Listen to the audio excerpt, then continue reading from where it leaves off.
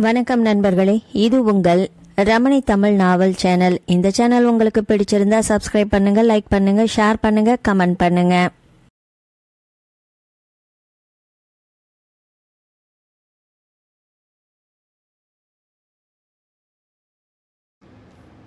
அத்தியாயம் 1.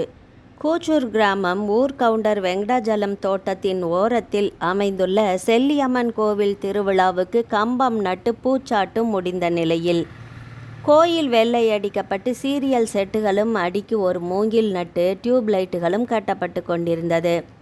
கோயிலை சுற்றி ஆங்காங்கே கடைகள் போடப்பட்டிருந்தன. பெரிய ரங்கராட்டினம், குடைராட்டினம் போன்ற விளையாட்டு தலங்களும் நிறுவப்பட்டிருந்தன. வெங்கடாஜலம் வீட்டின் திருவிழாவுக்கான அனைத்து ஆர்ப்பாட்டங்களும் ஆரம்பித்திருந்தது. உறவினர்கள் ஒவ்வொருவராக வர தொடங்கிவிட்டார்கள். வெங்கடாஜலம் தேவகி தம்பதியதற்கு ஒரே ஒரு பெண் குழந்தைதான். அவள் பெயர் தேன்மொழி. பள்ளி படிப்பை முடித்துவிட்டு இப்பொழுதுதான் காலேஜில் முதல் வருடம் அடியெடுத்து வைத்திருக்கிறாள்.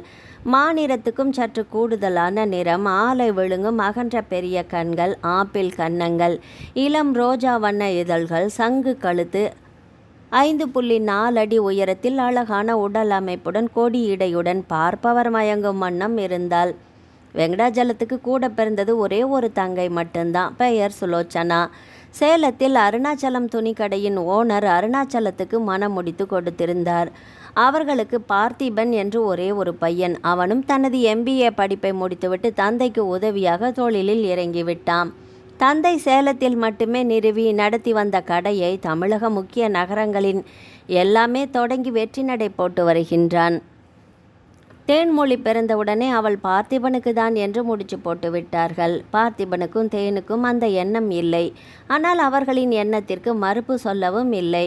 அதனால் அவர்களின் திருமண முடிவை பற்றி இருவருமே பெரிதாக அலட்டி கொள்ளவில்லை. தேனுவின் கல்லூரி படிப்பு முடிந்தவுடன் திருமண தேதியை குறித்து விடலாம் என்று இரு குடும்பமும் முடிவு பண்ணினார்கள். அந்த முடிவை செயலாற்ற இன்னும் 2 வருடங்கள் இருந்த நிலையில் பார்த்திபன் மனது தேனுவின் சித்தி ஜானகியின் மகள் ராதிகாவை விரும்பியது.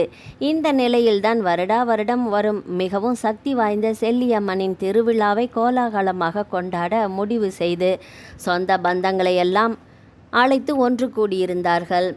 சுத்து வட்டார 18 பட்டி கிராமத்துக்கும் அந்த செல்லியம்மன் தான் பொதுவான சாமி. அதனால் பல ஊர்களிலிருந்தும், ஏன் வெளியூரில் இருந்தும் கூட மக்கள் வருவார்கள். அப்படியான திருவிழாவுக்கு தன் குடும்பத்தோடு வந்து சேர்ந்தான் பார்த்திபன். வாசலில் வந்து நின்ற காரிலிருந்து வேகமாக இறங்கி உள்ளே ஓட்டமும் நடையுமாக அண்ணா என்று அழைத்தபடியே வந்த தன் அன்பு தங்கையை எதிர்கொண்டு பாசமாக தோளோடு தோள் அணைத்து கொண்டார் வெங்கடாஜலம். அத்தை என்ற ஆசையோடு ஓடி வந்த தேனுவை இறுக அணைத்து கொண்ட சுலோச்சனா பாசத்துடன் மருமகளின் நெற்றியில் முத்தமிட்டாள். பின்னோடு வந்த அருணாச்சலத்தை கட்டி அணைத்து வரவேற்றார் வெங்கடாஜலம். மாமா என்று தன் காலில் விழுந்த பார்த்திபனை தூக்கி அணைத்து தோளில் தட்டி கொடுத்தார் வெங்கடாஜலம். அவர்களுடைய வீடு அந்த காலத்து தொட்டி கட்டிய வீடு. மேல் மாடியுடன் கூடியது. சுற்றிலும் நிறைய அறைகளை கொண்ட பெரிய வீடு. வெங்கடாஜலத்தின் அப்பா ராமசாமியின் அப்பா காலத்திலேயே கட்டப்பட்ட வீடு அது. ஆனால் அந்த வீட்டில் இந்த கால மாற்றங்களான படுக்கை அறையோடு கூடிய கழிப்பறை வசதிகளும் இருந்தது. மகள் தேனு பிறந்த பின் தன் மகளுக்காக வேண்டி அறைகளின் வசதிகளை அதிகப்படுத்தியிருந்தார் வெங்கடாஜலம். அறைகளின் நடுவில் ஒரு நடைபாதை. அதை தாண்டி சென்றால் பின்பக்கம் விசாலமான சமையலறை. அதில் ஆணும் பெண்ணுமாக 2 சமையல்காரர்கள் வீட்டு விசேஷத்துக்கு வேண்டிய பலகாரங்களை செய்து கொண்டிருக்க அவர்களை வேலை வாங்கி கொண்டு நின்றிருந்த தேவகி முன்கட்டில் பேச்சு சத்தம் கேட்க முந்தானியை உதறி நீவி விட்டபடியே வந்தவர் தன் நாத்தனார் குடும்பத்தை பார்த்ததும் அன்போடு ஆசையாக வரவேற்றாள். பார்த்திபன் அத்தையை தோளோடு அணைத்து கொண்டான். அத்தையை கொஞ்சிக் கொண்டே தேனுவை பார்த்து பழிப்பு காட்டினான். அதை ஒரு அலட்சிய தலை சிலுப்பலோடு புறந்தள்ளிவிட்டு தன் அத்தையை கட்டி கொண்டாள் தேனு. அண்ணா, அம்மாவும் அப்பாவும் எங்கே தூங்குறாங்களா என்று கேட்டாள் சுலோச்சனா. இல்லை சுலோச்சனா, 2 பேரும் கோயில் வரைக்கும் போயிருக்காங்க. அங்கே மேல் வேலைகளை செஞ்சிட்ருக்காங்க. இல்லை, அது எது வரைக்கும் நடந்துட்டுருக்குதுன்னு பார்த்துட்டு வரேன்னு சொல்லிட்டு போனார் அப்பா. அம்மாவும் கூட போயிருக்காங்க. சரி அண்ணா, நீங்களும் ஸ்லோவிடம் போய் கொஞ்ச நேரம் ரெஸ்ட் எடுங்க. அவங்க வந்ததும் பார்த்துக்கலாம். உங்களுக்கு காப்பி போட்டு எடுத்துகிட்டு வரேன். பார்த்தி, நீ உன் ரூமுக்கு போடா என்று சொல்லிவிட்டு தேவகி சமையல் கட்டுக்கு சென்றார். அத்தையின் பையை எடுத்துக்கொண்டு அத்தை மாமாவோடு அவர்களின் அறைக்கு சென்றாள் தேனு. அத்தியாயம் 2. தேனு, இந்த திருவிழாவுக்காக நான் ஆசையாக உனக்கு தேடி எடுத்து வந்த பட்டுப்புடவை இது. இதுக்கு மேட்சாக நம்ம கடையிலேயே உனக்கு பொருத்தமான ரெடிமேட் ப்ளவுஸும் கிடச்சிதா, அப்படியே அதையும் எடுத்துட்டு வந்துட்டேன். இதை தான் நீ சாமி ஊர்வலம் அன்னைக்கு கட்டிக்கணும், சரியா என்று கேட்ட அத்தைக்கு, சரி அத்தை, அப்படியே கட்டிக்கிறேன் என்று சொல்லி சிரித்தாள். அதற்குள் தட்டில் காப்பி டம்ளரை வைத்துக்கொண்டு எடுத்துக்கொண்டு அறைக்குள் நுழைந்தார் தேவகி. ஆளுக்கு ஒரு டம்ளர்களை கையில் கொடுத்துவிட்டு தட்டை மேஜை மேல் வைத்துவிட்டு சுலோச்சனாவின் அருகில் வந்து அமர்ந்து கொண்டார். அண்ணி, இந்த புடவை உங்களுக்கு நம்ம கடையில் இப்பொழுது தான் வந்தது. புது ரகம் பார்க்க அழகாக இருந்தது என்று ஆசையோடு தேவகியிடமும் ஒரு புடவையை கொடுத்தாள் சுலோச்சனா. புடவை நல்லா இருக்குது ஸ்லோ, உனக்கு எடுத்துக்கலையா என்று கேட்க, இதோ எனக்கும் இந்த கலரை எடுத்துக்கொண்டேன் என்று தனது புடவையையும் எடுத்து காட்டினாள் சுலோச்சனா. அம்மா, எனக்கு அத்தை எடுத்துட்டு வந்திருந்த புடவையை பாருமா என்று இடை புகுந்தாள் தேனு. தனது கையில் இருந்த புடவையை அம்மாவுக்கு காட்டினாள். அரக்கு கலரில் மஞ்சள் பார்டர் போட்ட அந்த புடவை மிகவும் அழகாக இருந்தது. உடலெங்கும் ரோஜா பூக்கள் பூத்தது போல தங்க ஜரிகையோட விலை உயர்ந்த புடவையை எடுத்து வந்திருந்தாள் சுலோச்சனா. அதை பார்க்க தேவகிக்கு மிகவும் பெருமையாக இருந்தது. தன் மகள் வாழப்போகும் வீட்டில் மகாராணி போல வாழ்வாள் என்று நிம்மதியடைந்தாள்.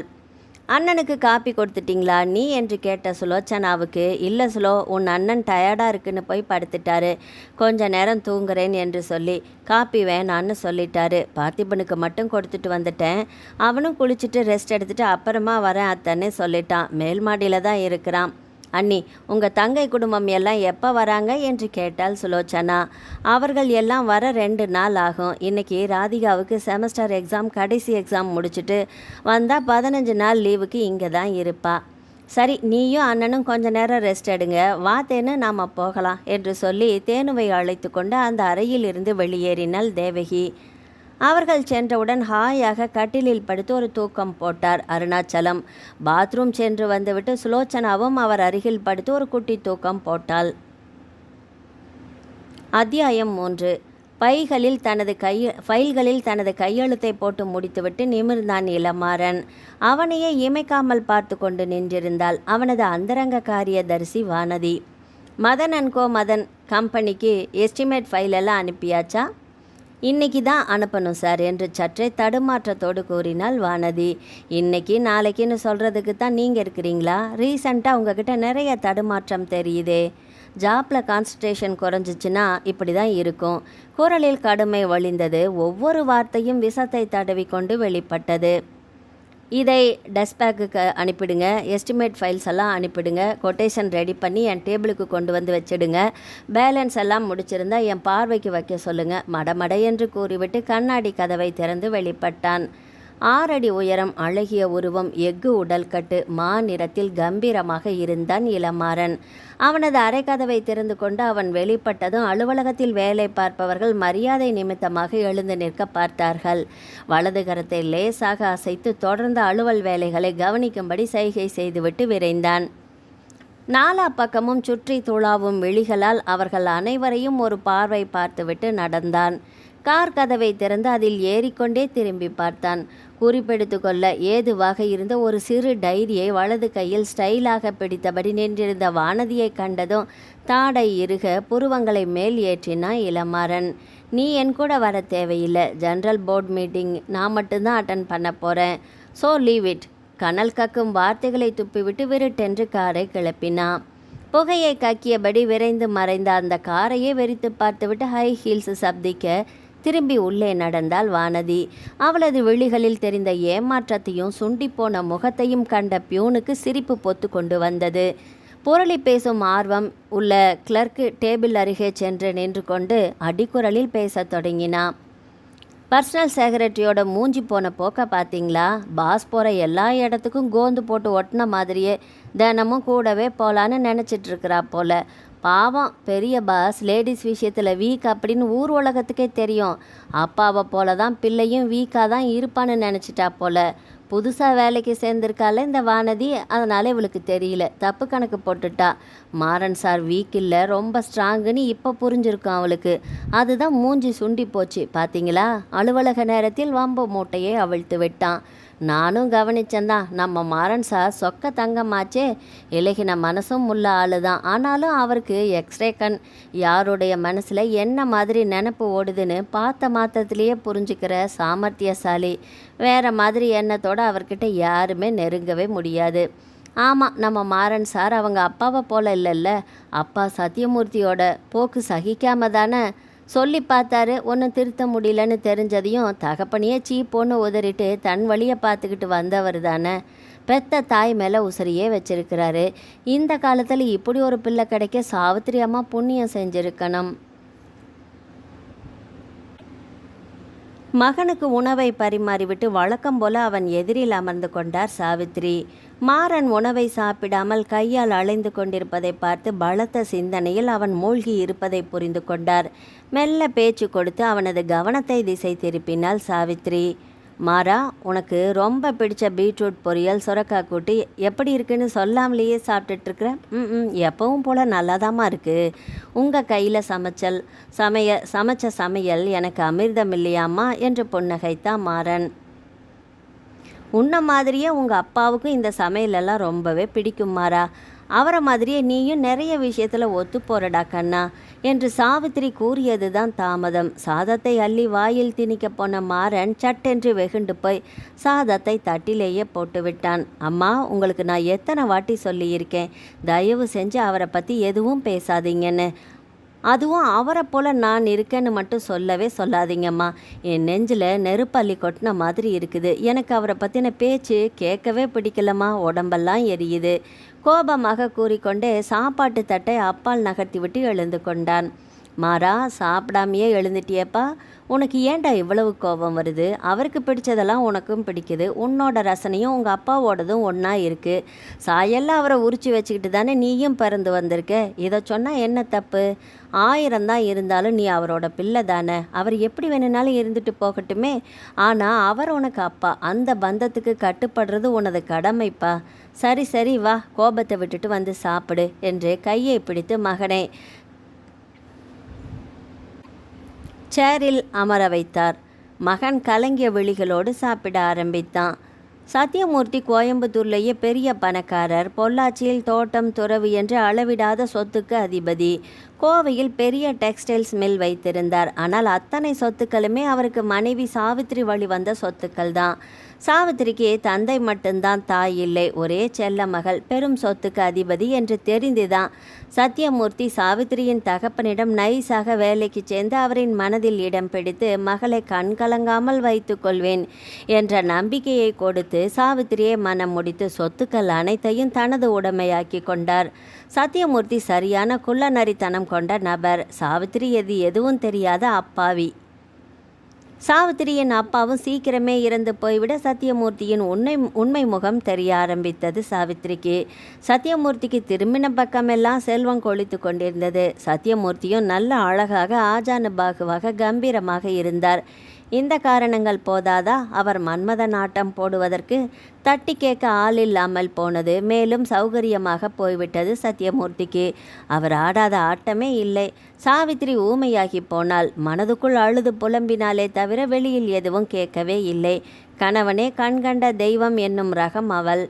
பணம் கொட்டி கிடந்ததால் அவர் கண்கள் நடிகையின் புறம் திரும்பியது. படம் எடுக்கிறேன் என்று சொல்லிக்கொண்டே கோடம்பாக்கத்துக்கு படையெடுக்க ஆரம்பித்து விட்டார். அந்த சமயம் நடிகை மேனகா பட வாய்ப்புகளின்றி ஸ்டுடியோவாக ஏறி இறங்கி கொண்டிருந்தாள். அப்பொழுது உள்ளே நுழைந்த சத்தியமூர்த்தியை பார்த்து அவர் பண வசதியை பார்த்து எப்படியாவது இவரை வளைத்து பிடித்து விட்டால் எதிர்கால வாழ்க்கை நிம்மதியாக கழியும் என்று அர்த்தம் செய்து கொண்டு அந்த பணக்கார புளியங்கொம்பை பிடித்து விட்டாள். சத்தியமூர்த்தி அவளது அழகில், பேச்சில் மயங்கி, முக்கியமாக அவளது நடிப்பில் மயங்கி தனது சொத்துக்கள் சிலவற்றையும் அவள் பெயருக்கு தாரை வார்த்து கொடுத்து விட்டார். தலைக்கு மேல் வளர்ந்த மகனை வைத்துக்கொண்டு அவர் செய்த இந்த அடாத செயலால் பெரிதும் காயம் பட்டவன் இளமாறன் தான். தாயின் கையால் ஆகாத தனத்தின் மேலும் அவனுக்கு கோபம் இருக்கதான் செஞ்சது. எனினும் தாய் வேதனைப்படுவதை பார்த்து அவனால் தாங்கிக் கொள்ள முடிவதில்லை. தாயின் கண்ணீரை கண்ட இளமாறன் சுதாரித்து இயல்பு நிலைக்கு திரும்பினான். அம்மா, என்னை மன்னிச்சிடுங்க. உங்களுக்கு பிபி இருக்குது, சுகர் பேஷண்ட் வேறு. நான் இன்னைக்கு உங்களை டென்ஷன் பட வச்சுட்டேன் இல்லை? சாரிம்மா. அம்மா, இனிமேல் நான் இந்த மாதிரியெல்லாம் பேச மாட்டேன். விடுப்பா, உன் மனசில் இருக்கிற காயம் இப்படி வார்த்தைகளாக வெளிப்படுது. நீ என்கிட்ட தானே பேசுகிற. இதுவும் பேசலைன்னா உள்ளுக்குள்ளேயே வச்சு புழுங்கி உன்னை நீயே அழிச்சிக்குவ. எதுவாக இருந்தாலும் என்கிட்ட கொட்டிடுப்பா என்று மகனை அணைத்து கண்ணீர் விட்டாள் சாவித்திரி. உனக்கு சீக்கிரமே கல்யாணம் பண்ணி வச்சு உன்னோட பொறுப்பை மாலினிக்கிட்ட ஒப்படைச்சிட்டா நான் நிம்மதியாக கண்ணை மூடிடுவேன். என்னம்மா இப்படி பேசுகிறீங்க? மறுபடியும் என்னை வருத்தப்படுத்தி பார்க்கணுமா நீங்கள்? இல்லைடா கண்ணா, சும்மா ஒரு பேச்சுக்கு தான் நான் சொன்னேன். நெருப்புன்னு சொன்னால் வாய் வெந்துடாது இல்லையா? மாலினியின் பெயரை கேட்டதுமே இளமாறனுக்கு ஆத்திரமும் எரிச்சலும் ஒரு சேர வந்தது. மாலினி சாவித்திரியின் தம்பி சின்னதுரையின் மகள். சொந்தம் விட்டு போகக்கூடாது என்று தம்பி மகளை மருமகளாக்கிவிட துடித்தாள் சாவித்திரி. தனக்கு வரப்போகும் மனைவி இப்படித்தான் இருக்க வேண்டும் என்று சில வரைமுறைகள் வகுத்து வைத்திருந்தான் இளமாறன். அவனது கற்பனையில் உதித்த தேவதைக்கும் மாலினிக்கும் மலைக்கும் மடுவுக்கும் உள்ள வித்தியாசம் இருந்ததால் மாலினி என்றாலே அவனுக்கு எட்டிக்காயாக கசந்தது. அத்தியாயம் 4. தேனுவும் ராதிகாவும் கிணத்து நீரில் அலைந்து கொண்டிருந்தார்கள். ராதிகா அன்று காலையில் தான் ஊருக்கு வந்து சேர்ந்திருந்தாள். 2 நாட்கள் கழித்து தான் தன் பெற்றோர்களோடு வருவதாக ஏற்பாடு. ஆனால் தேனு ஃபோன் செய்து பார்த்திபன் வந்துவிட்டான் என்று சொன்ன உடனே அவள் மட்டும் முன்னதாகவே கிளம்பி வந்து விட்டாள். பார்த்திபனுக்கும் ராதிகாவுக்கும் இடையில் மெல்லிய காதல் உணர்வுகள் இழையோடி கொண்டிருக்க அது தேனுக்கு மட்டுமே தெரியும். குடும்பத்தில் வேற யாருக்கும் இந்த விஷயம் தெரியாது. குடும்பத்தில் உள்ள அனைவருமே தேனுவுக்கும் பார்த்திபனுக்கும் முடிச்சு போட்டு அழகு பார்க்க நினைத்து கொண்டிருக்கும் வேளையில் ராதிகாவின் மேல் காதல் கொண்டான் பார்த்திபன். ஆனால் தேனுக்கு பார்த்திபனின் மேல் எந்த ஈர்ப்பும் ஏற்படவில்லை. ராதிகா பார்த்திபனை உயிருக்குயிராக விரும்பினாள். இந்த விஷயம் தெரிய வந்தால் வீட்டில் என்ன பூகம்பம் வெடிக்குமோ என்று புரியாத நிலையில்தான் அவர்கள் காதல் வளர்ந்து வந்தது. இதற்கிடையில் வெங்கடாஜலத்தின் ஒன்றுவிட்ட அக்காள் மீனாட்சி தன் மகன் பாஸ்கர் அவனோடு இன்று காலை தன் வீட்டுக்கு வந்திருந்தாள். அவளுக்கோ தேனுவை தன் மகன் பாஸ்கருக்கு கட்டிக்கொள்ள விருப்பம். இதில் பார்த்திபனுக்கு எங்கே தன் ஒன்றுவிட்ட தம்பி பெண்ணை கட்டி கொடுத்து விடுவானோ என்று உள்ளுக்குள் பயம். அவர்கள் இருவருக்கும் திருமணம் பேச்சு என்று பேச்சு வழக்கில் இருந்ததால் உள்ளுக்குள் ஒரு எண்ணம் ஓடிக்கொண்டே இருந்தது. நன்றாகவே தெரியும் மீனாட்சிக்கு. ஆனால் தன் மகனை தூண்டிவிட்டு எப்படியாவது தேனுவை தனக்கு மருமகளாக்கி கொள்ள வேண்டும் என்று திட்டம் போட்டாள். அதனால் சுலோச்சனாவும் அருணாச்சலமும் ஊருக்கு வந்திருக்கிறார்கள் என்று கேள்விப்பட்ட உடனேயே தன் மகனை அழைத்து கொண்டு அவளும் வந்துவிட்டாள். பாஸ்கர் ஒரு உதவாக்கரை. எல்லா கெட்ட பழக்கங்களும் அவனிடம் அடிமையாக இருந்தது. இது அரசல் பொருசலாக வெங்கடாஜலத்துக்கும் தெரியும். அதனால் பாஸ்கருக்கு தன் மகளை கட்டி கொடுக்க துளியும் அவருக்கு விருப்பமில்லை. இந்த விஷயம் நன்றாக தெரிந்திருந்தும் கூட மீனாட்சியும் பாஸ்கரும் அவர்கள் முயற்சியை கைவிட்டார்கள் இல்லை. தேனுவுக்கு பாஸ்கரை கண்டாலே பிடிக்காது. அவன் வீட்டிலிருந்து அவளையே குறுகுறு என்று பார்த்து கொண்டிருந்ததால் ராதிகாவை அழைத்து கொண்டு கிணத்தடிக்கு வந்து விட்டாள். தேனு, டைம் ஆச்சு, வாடி வீட்டுக்கு போகலாம். எவ்வளவு நேரம் தான் இந்த கிணத்துலையே குதிச்சிட்டு இருக்கிறது என்று ராதிகா அவளை அழைக்க தேனு சலித்து கொண்டாள். வீட்டுக்கு போகவே பிடிக்கலடி. அந்த குரங்கு இப்போவே வந்து வீட்டில் உக்காந்துட்டு இருக்குது. அவன் மூஞ்சியை பார்க்கவே எனக்கு பிடிக்கல. ஆமாம், அவனை பார்க்க எனக்கும் தான் பிடிக்கல. அவன் என்னையும் தான் அப்படி முறைச்சி பார்த்துட்டு தான் இருக்கிறான். எங்கேயாவது துணி கொஞ்சம் விலகக்கூடாதே? ஆந்த கண்ணை வச்சுக்கிட்டு அவன் பார்க்குற பார்வையை என்னால் சகிக்கவே முடியல. ஆனாலும் பார்த்தி எனக்காக காத்துட்ருப்பாருடி, வாடி போகலாம் என்று கெஞ்சினாள் ராதிகா. சரி சரி, புலம்பாத, வரேன், போகலாம். இரு, ஒரே ஒரு 5 நிமிஷண்டி என்று சொல்லிவிட்டு கண்ணை மூடிக்கொண்டே தண்ணீரில் மிதந்தாள் தேனு. சிறிது நேரத்தில் அவர்கள் இருவரும் கிணத்து படிக்கட்டுகள் வழியாக மேலே ஏறி வரும்போது கிணத்து மேட்டின் மேல் கட்டியிருக்கும் மோட்டார் ரூமின் அருகில் நின்று கொண்டு அவர்கள் இருவரையும் பார்வையால் கற்பழித்து கொண்டு இருந்தான் பாஸ்கர். அவனின் தொலைத்தெடுக்கும் பார்வையை கண்டு உள்ளூர கூசி போனார்கள் தேனுவும் ராதிகாவும். என்ன தேனு, நீயும் ராதிகாவும் கிணத்துல குளிச்சுட்டு வரீங்களா என்ற அபத்தமான கேள்வியை கேட்டுவிட்டு அசட்டுத்தனமாக சிரித்தான் பாஸ்கர். அவனை எரிச்சலோடு பார்த்துவிட்டு ஒன்றும் பேசாமல் துண்டை எடுத்து உடல் முழுவதும் போர்த்தி கொண்டு விடுவிடு என்று வீட்டை பார்த்து நடந்தார்கள் இருவரும். திமிர் பிடிச்ச கழுதைங்க, கொஞ்சமாவது மாமன்னு மரியாதை கொடுக்குதுங்களா பாரு. இருக்கட்டும், கல்யாணம் ஆனதும் இவளுக்கு இருக்குது என்று மனதில் கருவியபடியே தோட்டத்து பக்கம் போனான் பாஸ்கர். ஒரு சிகரெட் அடித்தால் தேவலாம் என்று தோன்றியது. ஒரு சிகரெட்டை எடுத்து அதை பற்ற வைத்து கொண்டு இழுத்து மூச்சு விட்டான். மனம் முழுவதும் அவர்கள் உடல்கள் மேல்தான் இருந்தது. தங்கச் சிலையாக கண்ணை கட்டி போடும் அழகுடன் மிளிரும் தேனுவை மணந்து கொள்ள வேண்டும் என்று பல வருடங்களாக மணக்கோட்டை கட்டி கொண்டு இருந்தவன் பாஸ்கர். அந்த மணக்கோட்டை பார்த்திபனின் வருகையால் மணல் கோட்டையாக ஆகிவிடுமோ என்று உள்ளுக்குள் அச்சம் அவனை ஆட்டி படைக்க பெருமூச்சு ஒன்றை வெளியிட்டபடி சிகரெட்டை தூக்கி போட்டு காலில் மிதித்து தேய்த்து அணைத்துவிட்டு வீட்டை நோக்கி நடந்தான். அத்தியாயம் 5. வானம் மேகம் எனும் தூரிகை கொண்டு மழை என்னும் அழகிய ஓவியத்தை பூமியின் மீது வரைய ஆரம்பித்தது. மரம், செடி, கொடிகளும் மலர்களும் அந்த ஓவியத்துக்கு விதவிதமாக வண்ணம் சேர்த்து பொலிவூட்டியது. மாரியம்மன் கோயிலுக்கு சென்றுவிட்டு திரும்பி வந்து கொண்டிருந்தார்கள் ராதிகாவும் தேனுவும். மழையின் வேகம் குறைந்து லேசாக வானம் தூறிக்கொண்டிருந்தது. அந்த தூறலில் இதமாக நனைந்தபடியே நடந்து செல்வது மிகவும் பிடித்தமான விஷயம் தேனுவுக்கு. ராதிகா தான் திட்டிக் கொண்டே வந்தாள். மழைக்கு முன்னாடியே வீட்டுக்கு போகலான்னு சொன்னால் கேட்குறியாடி, உன்னோட பெரிய ரோதனையாக போச்சு, சீக்கிரமா வா என்று திட்டிக்கொண்டே ராதிகா முன்னால் நடக்க தேனு பின்னால் மழையை ரசித்தபடியே வந்தாள். உனக்கு ஓடி போய் பார்த்திபனை பார்க்கணும். முதல்ல பார்த்திபன் தான் சேலத்துக்கு ஒரு வேலையாக போயிருக்கிறார் இல்லையா, இன்னும் வந்து சேரலல்ல, அதுக்குள்ளே ஏண்டி அவசரப்படுற என்று திட்டிக்கொண்டே பின்னால் வந்தாள் தேனு. கைகளை பக்கவாட்டில் விரித்து கொண்டு அண்ணாந்து வானத்தை பார்த்தபடி முகத்தில் விழும் மழை துளிகளை ரசித்தவாறே நடந்து வந்து கொண்டிருந்தாள் தேனு. ஏதோ உறுத்தலாக உணர்ந்த தேனு முகத்தில் வழிந்த நீரை துடைத்து கொண்டே பக்கவாட்டில் திரும்பி பார்த்தாள். நாகமரத்தின் அடியில் நிறுத்தியிருந்த அந்த உயர் ரக காரின் மேல் சாய்ந்து கொண்டு ஆஜானு பாகுவாக கிரே கலர் ஜீன்ஸ் பேண்ட், இளம் நீல லெலின் காட்டன் சட்டை, கலை பொருந்திய முகத்துடன் கையில் செல்போனுடன் நின்றிருந்தான் ஒரு இளைஞன். இமை கொட்டாமல் தன்னை விழுங்குவதைப் போன்று பார்த்து கொண்டிருந்தான். கண்டதும் உடம்பில் உள்ள ரத்தம் எல்லாமே முகத்திற்குள் வந்துவிட்டது தேனுவுக்கு. குப்பென்று தேன்மொழியின் முகம், அழகு முகம் சிவந்து போனது. இதயத்தில் புறாக்கள் சிறகடித்தது. மனம் மத்தளம் வாசித்தது. வறண்டு கிடந்த இதயத்தில் லட்சோபலட்சம் வண்ண மலர்கள் ஒரு சேர பூத்து குலுங்கியது. யார் இவன்? பல வருடங்கள் இவனுடன் பழகினார் போன்ற உணர்வு ஏற்படுகிறது. ஏன் இதற்கு முன் இவனை எங்கேயாவது பார்த்தோமா? அவளது இளமுள்ளம் அடுக்கடுக்காக கேள்விக்கணைகளை தொடுத்தது. இளமாறன் வேலை விஷயமாக கோயம்புத்தூரிலிருந்து பர்கூருக்கு வந்திருந்தான். வேலையை முடித்துவிட்டு திரும்பும் பொழுது மழை வலுத்து விட்டதால் காரை ஒதுக்கி நிறுத்திவிட்டு காத்திருந்தான் மழை விடுவதற்காக. கொட்டும் மழை குறைந்து தூறல் லேசாக தூறியதும் அந்த சிலுசிலு என்ற தூறல் காற்றில் நனைய இளமாறனுக்கும் விருப்பம். அதனால் காரை விட்டு இறங்கி கார் மேல் சாய்ந்து நின்று கொண்டு இளம் தூறல் மழையை ரசித்து கொண்டிருந்தான். அப்பொழுதுதான் தேன்மொழி அந்த பக்கம் வருவதை கண்டான். அவளும் அவனைப் போலவே மழையை ரசித்தபடி கைகளை விரித்து ஒரு அழகோவியமாக கண்களை மூடி நடந்து வந்ததை பார்த்து மனம் அவள் பால் ஈர்க்கப்பட்டு மெய் மறந்து நின்று விட்டான். வெளியில் பெய்த மழைச்சாரல் அவன் மனதிற்குள்ளும் பெய்ய ஆரம்பித்தது. நிலவை போன்ற வட்டமுகம், அகன்ற கண்கள், சிவந்த இதழ்கள், அடர்ந்த கூந்தல், அதில் சூடியிருந்த மல்லிகைச் சரம். இவள் சிலையா, ஓவியமா, இல்லை வானத்திலிருந்து இறங்கி வந்த தேவதையா? கேள்விகளை சுமந்த வண்ணம் என் அலைகள் எழும்பி மோதின உள்ளத்தில்.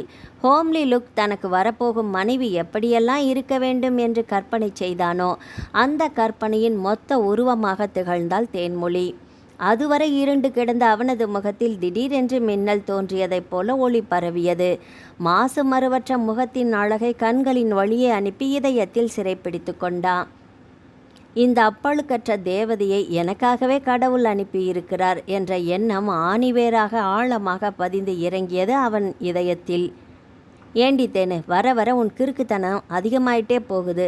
ரசனை என்ற பெயரில் நீ பண்ணுற கூத்து சகிக்க முடியல. மழையில் நனைகிறதும், கோயில் கோபுரத்தை பார்த்தா கண்ணை மூடிக்கிட்டு மணிக்கணக்காக நிற்கிறதும், இதெல்லாம் எங்கே போய் முடியுமோ தெரியல என்று ராதிகா அழுத்து கொண்டாள். ஏ ராது, சும்மா புலம்பாதடி, வர என்று மெல்ல முணுமுணுத்தபடியே அடி எடுத்து வைத்தாள் தேனு. கால்கள் தான் பூமியை விட்டு பெயர மறுத்தது போல வேரோடி போய் நின்றது. தலை நிமிர்ந்து பார்வையை மீண்டும் சாலையின் எதிர்ப்புறமாக வீசினாள். அவளது வலது கரம் மெருதுவாக முகத்தில் படர்ந்த முடியை கோதிக்கொண்டது. மீண்டும் 4 விழிகளும் ஒன்றையொன்று சந்தித்து கொண்டது. மின்னல் வெட்டியது. இதயங்கள் தடம் புரண்டு இடம் மாறிக்கொண்டது. இந்த ஒரு தருணத்திற்காகவே ஜென்ம ஜென்மமாக காத்திருந்தது போன்ற உணர்வு இருவருக்குள்ளும் தலை தூக்கியது. அத்தியாயம் 6. செல்லியம்மன் திருவிழா சுற்றுப்பட்டு 18 கிராமங்களுக்கு சொந்தமானது என்பதால் அத்தனை கிராமத்து மக்களும் திரண்டு வந்திருக்க திருவிழா களை கட்டியது. 18 பட்டி மட்டுமல்ல, சுற்றுவட்டார பல ஊர்களிலிருந்தும் எண்ணற்ற மக்கள் செல்லியம்மனுக்கு காணிக்கை செலுத்தவும், வேண்டுதலை நிறைவேற்றவும், திருவிழா கேளிக்கைகளை வேடிக்கை பார்க்கவும் வந்து குவிந்த வண்ணமே இருந்தார்கள். கோவிலை சுற்றியுள்ள பகுதிகளில் எண்ணற்ற கடைகள் குவிந்து கிடந்தது. தேனுவின் வீடு களை கட்டி இருந்தது. வருடா வருடம் செல்லியம்மன் திருவிழாவின் போது அனைத்து உறவு ஜனங்களும் ஒன்று கூடிவிடுவார்கள். தேனு சமையல் கட்டுக்குள் பரபரப்பாக நுழைந்தாள். சமையல்காரம்மா போட்டு வைத்திருந்த காப்பியை 7-8 டம்ளர்களில் நிறைத்து ட்ரேயில் அவற்றை எடுத்து வைத்து கொண்டு வெளிப்பட்டாள். ராது, அத்தை, மாமா, அப்பா, அம்மா, தாத்தா, பாட்டி எல்லாத்துக்கும் காப்பி கொடுக்கணும். யாருக்கும் விட்டு போகக்கூடாது. சரியா? இந்தா, நான் இன்னும் டம்ளரில் காப்பி ஊற்றி எடுத்துகிட்டு வரேன். அதெல்லாம் கரெக்டாக நான் பார்த்து எல்லாருக்குமே கொடுத்தாச்சு. டோன்ட் வரி, நான் மேலே பாத்தி மாமாவுக்கு கொடுத்துட்டு வந்துடுறேன் என்று ட்ரெயினை வாங்கி கொண்டு மாடிக்கு விரைந்தாள் ராதிகா. ஆரிய கூத்தாடினாலும் காரியத்தில் கண்ணாதாண்டி இருக்கிற, போ என்று செல்லமாக சீண்டினாள் தேனு ராதிகாவை. ஆமாம், என்னத்த காரியத்தை பார்க்குறது? எல்லாருமே சுற்றி நின்றுக்கிறீங்க. ஒரு வார்த்தை தனிமையில் பேசக்கூட எங்களுக்கு நேரம் கிடைக்கல. எல்லாம் கால கொடுமடா என்று சலித்தவாறே சொன்னாள் ராதிகா. காலம் கைகூடும் வரை பொறுமை அவசியம் கண்ணே என்று ராதிகாவை பார்த்து கண்ணடித்துவிட்டு சமையல் கட்டுக்குள் நுழைந்தாள் தேனு. அனைத்து உறவு ஜனங்களோடு வெங்கடாஜலம் தம்பதியினர் செல்லியம்மன் கோயிலை சென்றடைந்தார்கள். அம்மனுக்கு மாவிளக்கு எடுத்துக்கொண்டு கோயிலை 3 முறை வலம் வந்து சன்னதிக்குள் நுழைந்து அம்மனின் முன்னால் மாவிளக்கு தட்டை வைத்தார் தேவகி.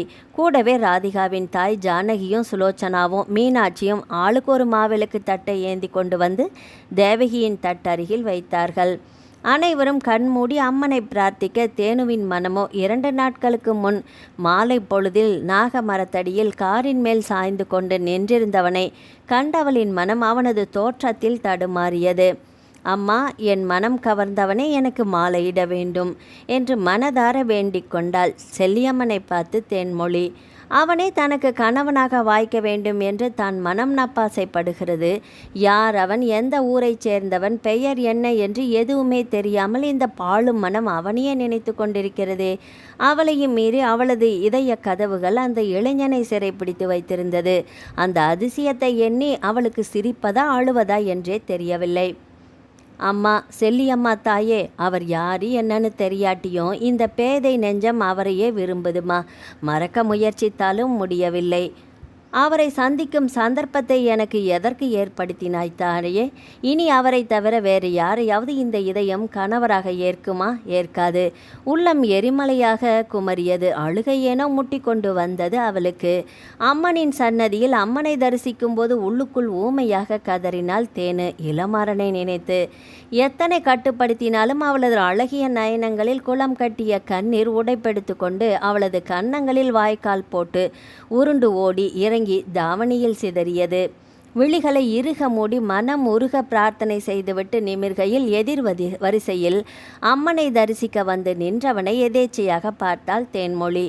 ஆஜானுபாகுவாக கம்பீரமாக வந்து நின்ற இளமாறனை கண்டதும் அவளுக்கு இன்ப அதிர்ச்சியில் இதயம் ஒரு கணம் நின்று துடித்தது. இதன் அதிசயம்! அவளது இதயம் கவர்ந்த கல்வன் கனவில்தானே அடிக்கடி தோன்றினா, இப்போது நினைவிலும் வரத் தொடங்கிவிட்டானா? காதல் பைத்தியமுற்றி காணுமிடமெல்லாம் அவன் உருவமே தெரிய தொடங்கிவிட்டதா? அகன்ற விழிகள் மேலும் ஆச்சரியத்தில் அகல விரிய மானின் மருட்சியோடு மிரண்டு போய் அவனை பார்த்தாள் தேனு. மெல்ல தனது கையில் கிள்ளி பார்த்து கொண்டாள். அம்மாடி, இது கனவல்ல, நிஜந்தான். அவளையும் அறியாமல் அவளது இதழ்கள் மெதுவாக முணுமுணுத்தது. அவளது எண்ண ஓட்டத்தை தனது எக்ஸ்ரே விழிகளில் வாசித்தறிந்த இளமாறனின் இதழ்களில் குறுநகை இழையோடியது. கண்களில் குறும்புத்தனம் வழிய இட்ஸ் ட்ரூ என்ற ரீதியில் கண்களை ஒரு கணம் மூடி திறந்தான். தலை நிறைய மல்லிகை பூவை சூடி அரக்கு வண்ண பட்டுப்பாவாடை தாவணியில் தேவதையாக மிளிர்ந்த தேனுவை மீண்டும் சந்திப்போம் என்று இளமாறன் சத்தியமாக எதிர்பார்க்கவில்லை போலும். இனம் புரியாத இன்ப உணர்வில் இனிய அதிர்ச்சியில் இருவரும் தத்தளித்துதான் போனார்கள். 4-5 வருஷமா ஏதாச்சும் தடங்கள் வந்து இந்த செல்லியம்மன் திருவிழாவுக்கு நாம் போக முடியாமல் போச்சே. இந்த வருஷமாவது போயிட்டு வரலாமா? அம்மா பரிதாபமாக கேட்டபோது இளமாறனால் மறுக்க முடியவில்லை. இருக்கும் வேலைகளையெல்லாம் ஒத்தி போட்டுவிட்டு காரை எடுத்துக்கொண்டு அம்மாவை கூட்டிக் கொண்டு திருவிழாவுக்கு வந்து விட்டான். அந்திவானமாக முகம் சிவக்க சட்டென்று பார்வையை தாளைத்து கொண்ட தேனுவுக்கு அம்பாளின் அருளையும் சக்தியையும் நினைத்து மெய் சிலிர்த்து போனது.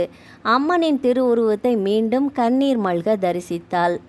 தேனு, இவங்க யார் தெரியுமா? இதோ எதிர்க்க மஞ்சள் கலர் பட்டு புடவை கட்டிக்கிட்டு மங்களகரமாக நிற்கிறாங்களே, அவங்கள தான் சொல்கிறேன். அவங்க சாவித்திரி அம்மா.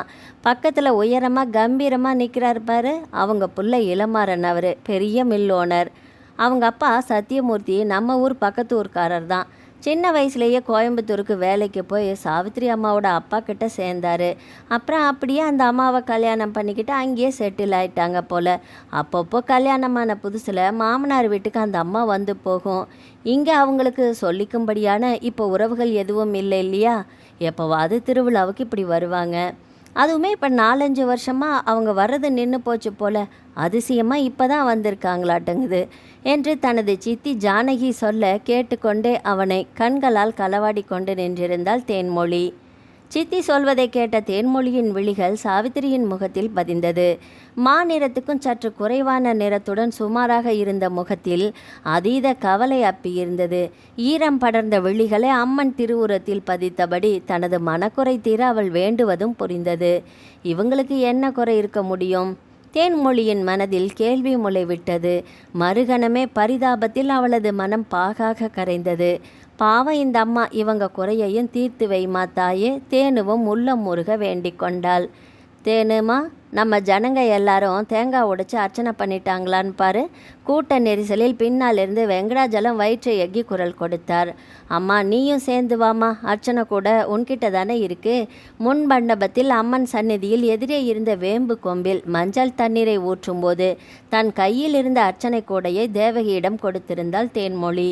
என்கிட்ட இருக்குடாமா. கூட்டத்தில் முண்டி அடித்தபடி வெங்கடாஜலமும் தேவகியும் முன்னால் வந்து தேன்மொழியின் அருகில் நின்றனர். குடும்பத்துடன் சேர்ந்து நின்று அனைவரும் அம்மனை ஒன்று சேர தரிசித்துவிட்டு வீட்டுக்கு திரும்பினார்கள். தேனுவின் மனம் இப்பொழுதெல்லாம் இளமாறனை பற்றியே சிந்தித்து கொண்டிருந்தது. அவளது இதய சிம்மாசனத்தில் அமர்ந்து விட்டிருந்த அந்த இளைஞனின் ஊர், பெயர், முகவரி தெரியாமல் இருந்தபோது கண்ணை கட்டி காட்டில் விட்டது போல இருந்தது. அம்மனின் சந்நிதிக்கு சொல்லி வைத்தாற்போல் அவன் வந்ததும், ஜானகி சித்தியின் மூலம் இளமாறன் பற்றிய முழு விவரங்கள் தெரிய வந்ததும் தேன்மொழியின் மன மகிழ்ச்சி அதிகரிக்க காரணமாக இருந்தது. அது எல்லாம் கோவிலை தாண்டி வரும் வரைதான். வேதாளம் மீண்டும் முருங்கை மரம் ஏறிக்கொண்ட கதையாக மனதில் மீண்டும் பாரம் ஏறிக்கொண்டது. பரம்பரை பணக்காரன், கோடீஸ்வரன், அனைத்து சொத்துக்களையும் கட்டி ஆள பிறந்த ஒரே ஆண் வாரிசு இளமாறன். அவன் எங்கே? கிராமத்தில் பிறந்து வசதியில் குறைவில்லை என்றாலுமே தங்களிடம் அவன் அளவுக்கு வசதி இல்லை தானே. அப்படி இருக்க ஒரு விவசாயியின் மகளை அந்த சாவித்திரி அம்மாள் மருமகளாக ஏற்றுக்கொள்வாளா? அவனுக்கும் தனக்கும் ஏணி வைத்தாலும் எட்டுமா? தன்னை போல இளமாறனும் அவளை உயிருக்குயிராக நேசிக்கிறானா? இந்த காதல் நிறைவேறுமா அல்லது காணல் நீராகிவிடுமா? இளமாறனின் விழிகளில் ஆத்மார்த்தமான காதல் தானே நிரம்பி வழிந்தது. அந்த அன்பு ததும்பும் விழிகளை சந்திக்க நேர்ந்தபோது மனதில் இருந்த பாரமெல்லாம் இறங்கி பஞ்சு போல மனம் லேசானது. காலம் இந்த இரு அன்பு உள்ளங்களையும் சேர்த்து வைக்குமா? பட்டிக்காட்டில் பிறந்து வளர்ந்தவளுக்கு இவ்வளவு பேராசையா? இந்த ஆசை நிறைவேறுமா? சந்தேகமும் பயமும் மனதை சூழ்ந்து கவ்விக்கொள்ள அது அவளை அலைக்கழித்தது. பந்தியில் அமர்ந்த உறவு ஜனங்களுக்கு விருந்து தடபுடலாக பரிமாறப்பட்டது. என்ன தேனு, இந்த பாட்டிக்கு சாதம் வைக்க சொன்னா அப்பளத்தை வைக்கிறியே? இந்த குமரி மனசில் எந்த அத்தாங்குடி இருக்கான்? பார்த்திபனா இல்லை பாஸ்கரா? மனதை விட்டு சொல்லு. 2 இளவட்ட பசங்க உனக்காக தலையை பிச்சுக்கிட்டு நிற்கிறானுங்கல்ல, சொல்லிவிடு சீக்கிரம், உனக்கு யாரை பிடிக்குதுன்னு என்று கிண்டலாக சொன்னார் தேவகியின் தாய்வழி சொந்தம் கொண்ட ஒரு பாட்டி. சே, என்ன இது முட்டாள்தனம்! இளமாறன் பற்றிய நினைவுகளில் மூழ்கி இருந்ததால் இந்த பாட்டி கேலி செய்யும்படி ஆகிவிட்டது. தன்னையே நொந்து கொண்டாள் தேனு. அப்படியெல்லாம் ஒன்றும் இல்லை பாட்டி. மாமா, இங்கே கொஞ்சம் வந்து பாட்டிக்கு சாப்பாடு வைங்க என்று பக்கத்தில் பரிமாறி கொண்டிருந்த ஒருவரை கூப்பிட்டு விட்டு நழுவி ஓடிவிட்டால் அந்த இடத்தை விட்டு. அப்பொழுது வெங்கடாஜலம் தன் மகளை கூப்பிட்டார். ஏனோ தெரியல, சண்முகம் பார் இன்னும் சாப்பாட்டுக்கே வரல. வீட்டில் என்ன பண்ணிகிட்ருக்கிறான்? ஓடி போய் ஒரு வார்த்தை சொல்லிட்டு கையோடு அவனை கூட்டிக்கிட்டு வந்து சேரு என்று தேனுவுக்கு கட்டளை இட்டார். சண்முகம் வெங்கடாஜலத்தின் உயிர் தோழன். சிறு வயதிலிருந்து 2 பேரும் ஒன்றாக வளர்ந்தவர்கள். சரி என்று சொல்லிவிட்டு தேனுவும் சண்முகத்தின் வீடு நோக்கி ஓடினாள். முற்றத்தை கடந்து கூடத்தை எட்டியவளுக்கு ஆச்சரியம் முகத்தில் பொங்கி படர்ந்தது. அட, இவங்களா? சண்முகம் மாமாவை பார்க்க இவங்க ஏன் வரணும்? மாமாவுக்கு ஏற்கனவே இவர்களை தெரியுமா? மனதுக்குள் கேள்விகள் கொக்கிகளாக முளைத்து மூளையை பதம் பார்த்தது. கால் கொலுசு சத்தம் கேட்டு திரும்பி பார்த்தனர் சாவித்திரியும் இளமாறனும். ஏம்மா தேனு, மூச்சரைக்கு இப்படி ஓடி வந்து நிற்கிற? சண்முகம் புன்னகைத்தபடியே கேட்டார். அப்பா உங்களை சாப்பிட கையோடு கூட்டிட்டு வர சொன்னார் மாமா. தயங்கி தயங்கி பதில் அளித்தாள் தேனு. சரிம்மா, வரேன். அம்மா, இந்த பொண்ணு தேனு என்னோட சிநேகிதன் வெங்கடாஜலத்தோட பொண்ணு, என் மகள் மாதிரி. தேனு, இவங்க என் தூரத்து உறவு முறைக்காரங்க தான். இப்போது கோயம்புத்தூரில் மில் வச்சுருக்குறாங்க. 4-5 வருஷமாக திருவிழாவுக்கு வராதவங்க இந்த முறை தான் வந்திருக்காங்க. சொத்து சுகம் குவிந்து கிடந்தாலும் சாவித்திரி அம்மா அவங்க புள்ள இளமாறனும் சொந்த பந்தங்களை மதிக்கிறவங்க என்று பரஸ்பரம் இருவருக்கும் அறிமுகப்படுத்தி வைத்தார் சண்முகம். மரியாதை நிமித்தம் வணக்கம் தெரிவித்தாள் தேன்மொழி. படிக்கிறியாமா என்றபடி அவளை உச்சி முதல் பாதம் வரை ஏற இறங்க பார்த்தார் சாவித்திரி. கண்களில் வியப்பு மின்ன ஆர்வத்துடன் அவளது முகத்தை ஊன்றி பார்த்தான் இளமாறன். ஆமாங்கம்மா, கிருஷ்ணகிரி காலேஜில் பிஎஸ்சி செகண்ட் இயர் படிச்சிட்ருக்கேன் இப்போது. தேனுவுக்கு ஏனோ அங்கே நிற்பது கூட சங்கடமாக இருந்தது. அதற்குள் அவளது நெற்றியோரமெல்லாம் முத்து முத்தாக வியர்வை முத்துக்கள் பூத்தன.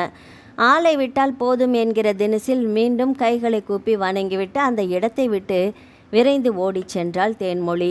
இந்த காதல் சரியா? இது கல்யாணத்தில் கொண்டு போய் சேர்க்குமா? அதுவரை மகிழ்ச்சியில் ஆர்ப்பரித்த மனது பொங்கிய பாலில் தெளித்த நீராக சப்பென்று அடங்கி போனது. யோசனையோடு வீட்டின் பின்கட்டுக்குள் நுழைய போன தேனு பாஸ்கரின் குரல் கேட்டு அப்படியே கதவோரம் ஒன்றி நின்றாள். அம்மா, எனக்கு நம்பிக்கையே இல்லைம்மா. மாமா பட்டும் படாமல் தான் நம்மக்கிட்ட நடந்துக்கிறாங்க. தேனுவை மட்டும் எனக்கு கட்டி தரலன்னு வெய்யி, வெட்டிட்டு ஜெயிலுக்கு கூட போனாலும் போயிடுவேன். பாஸ்கர் கோபமாக தனது அம்மாவிடம் கத்தி கொண்டிருந்ததை கேட்டதும் சட்டென்று அவள் இதயம் திகிலில் உறைந்து விட்டது. அத்தியாயம் 8.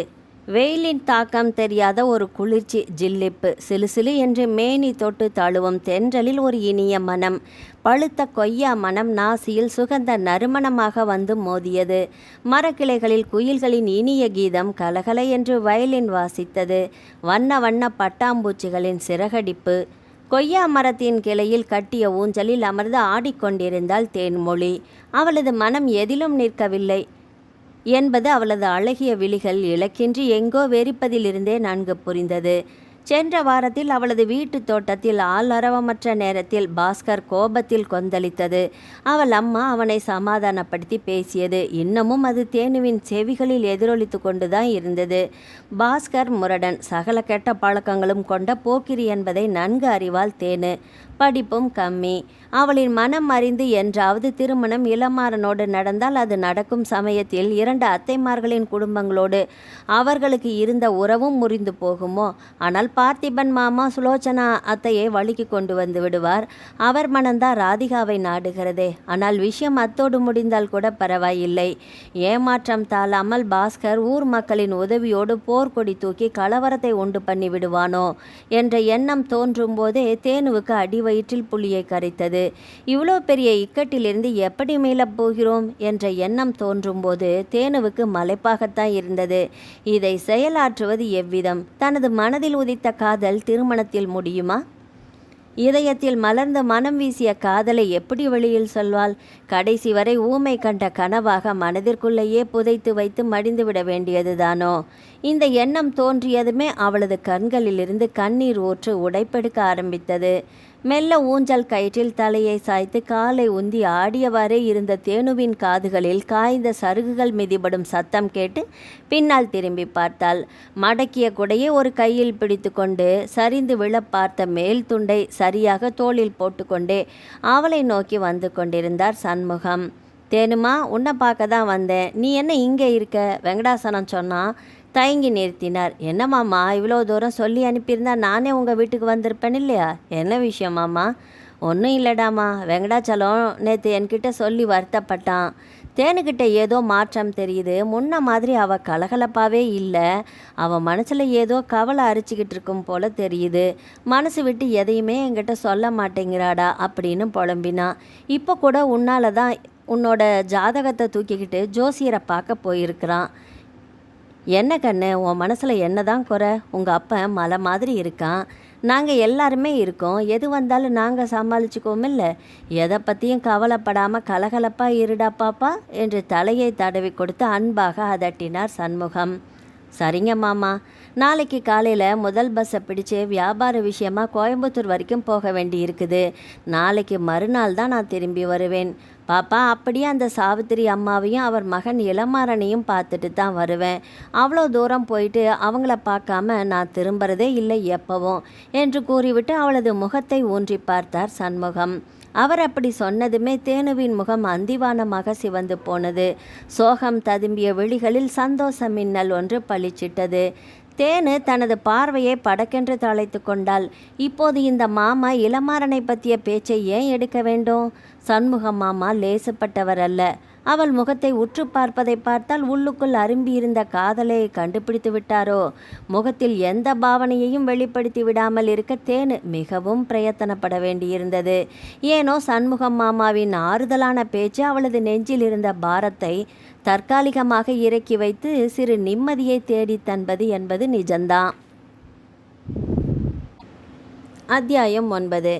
கிருஷ்ணகிரி தேவி ஹாஸ்பிட்டல். இளமாறன் அந்த ஹாஸ்பிட்டல் வராண்டாவை விட்டு வெளியே வந்து கொண்டிருந்தான். அவனது கம்பெனி மேனேஜரை உடல்நல குறைவு சம்பந்தமாக அந்த ஹாஸ்பிட்டலில் சேர்த்திருந்தார்கள். மேனேஜரின் சொந்த ஊர் கிருஷ்ணகிரி தான்.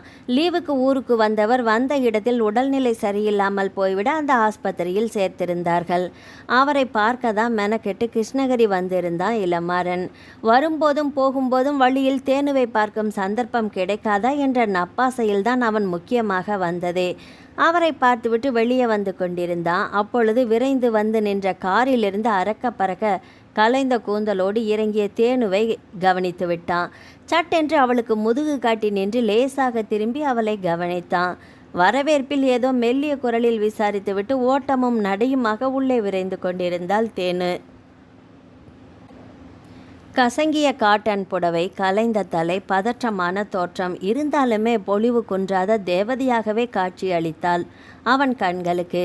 இவ்வளவு பதட்டமாக ஓடுகிறாளே, இங்கு யார் அனுமதிக்கப்பட்டிருக்கிறார்கள்? ஒருவேளை அவளது பெற்றோர்களுக்கு ஏதாச்சும்? மின்னல் வேகத்தில் பல கேள்விகள் தோன்றி மறைந்தது மனதில். என் அன்புக்குரிய தேவதை கவலையோடு காணப்படுகின்றாள். அவளுக்கு எந்த வகையிலும் நான் உதவ வேண்டுமே. அவனுக்குள் பதற்றம் தொற்றிக்கொண்டது. சூக்கல் சப்திக்க வேகமாக நடந்து வளாகத்தில் நிறுத்தப்பட்டிருந்த காரை நோக்கி சென்றான். தேனுவின் டிரைவர் மட்டும் அதன் அருகில் நின்று கொண்டிருந்தான். ஹலோ டிரைவர், ஒரு நிமிஷம் இங்கே வர முடியுமா? அவனது கம்பீரமான தோரணையை கண்டு மறுபேச்சு பேசாமல் அவன் அருகே ஓடி வந்தார் டிரைவர். என்னங்க சார், மிஸ் தேன்மொழி எனக்கு ரொம்பவும் தெரிஞ்சவங்க தான். பதட்டமாக அவங்க உள்ளே போகிறத பார்த்தேன். அவங்க யாரை பார்க்க போயிருக்கிறாங்க? யாருக்கு என்ன ஆச்சு? ஐயா, யாருக்கும் எதுவும் இல்லைங்க. தேனு பாப்பா எப்போவுமே இங்கே ரத்த தானம் பண்ண வரும். இன்றைக்கி யாருக்கோ ரொம்ப அவசரமாக ரத்தம் தேவைப்படுதுன்னு சொன்னாங்க. அதுதான் அந்த அம்மா அலறி அடிச்சுக்கிட்டு ஓடி வந்துட்டாங்க.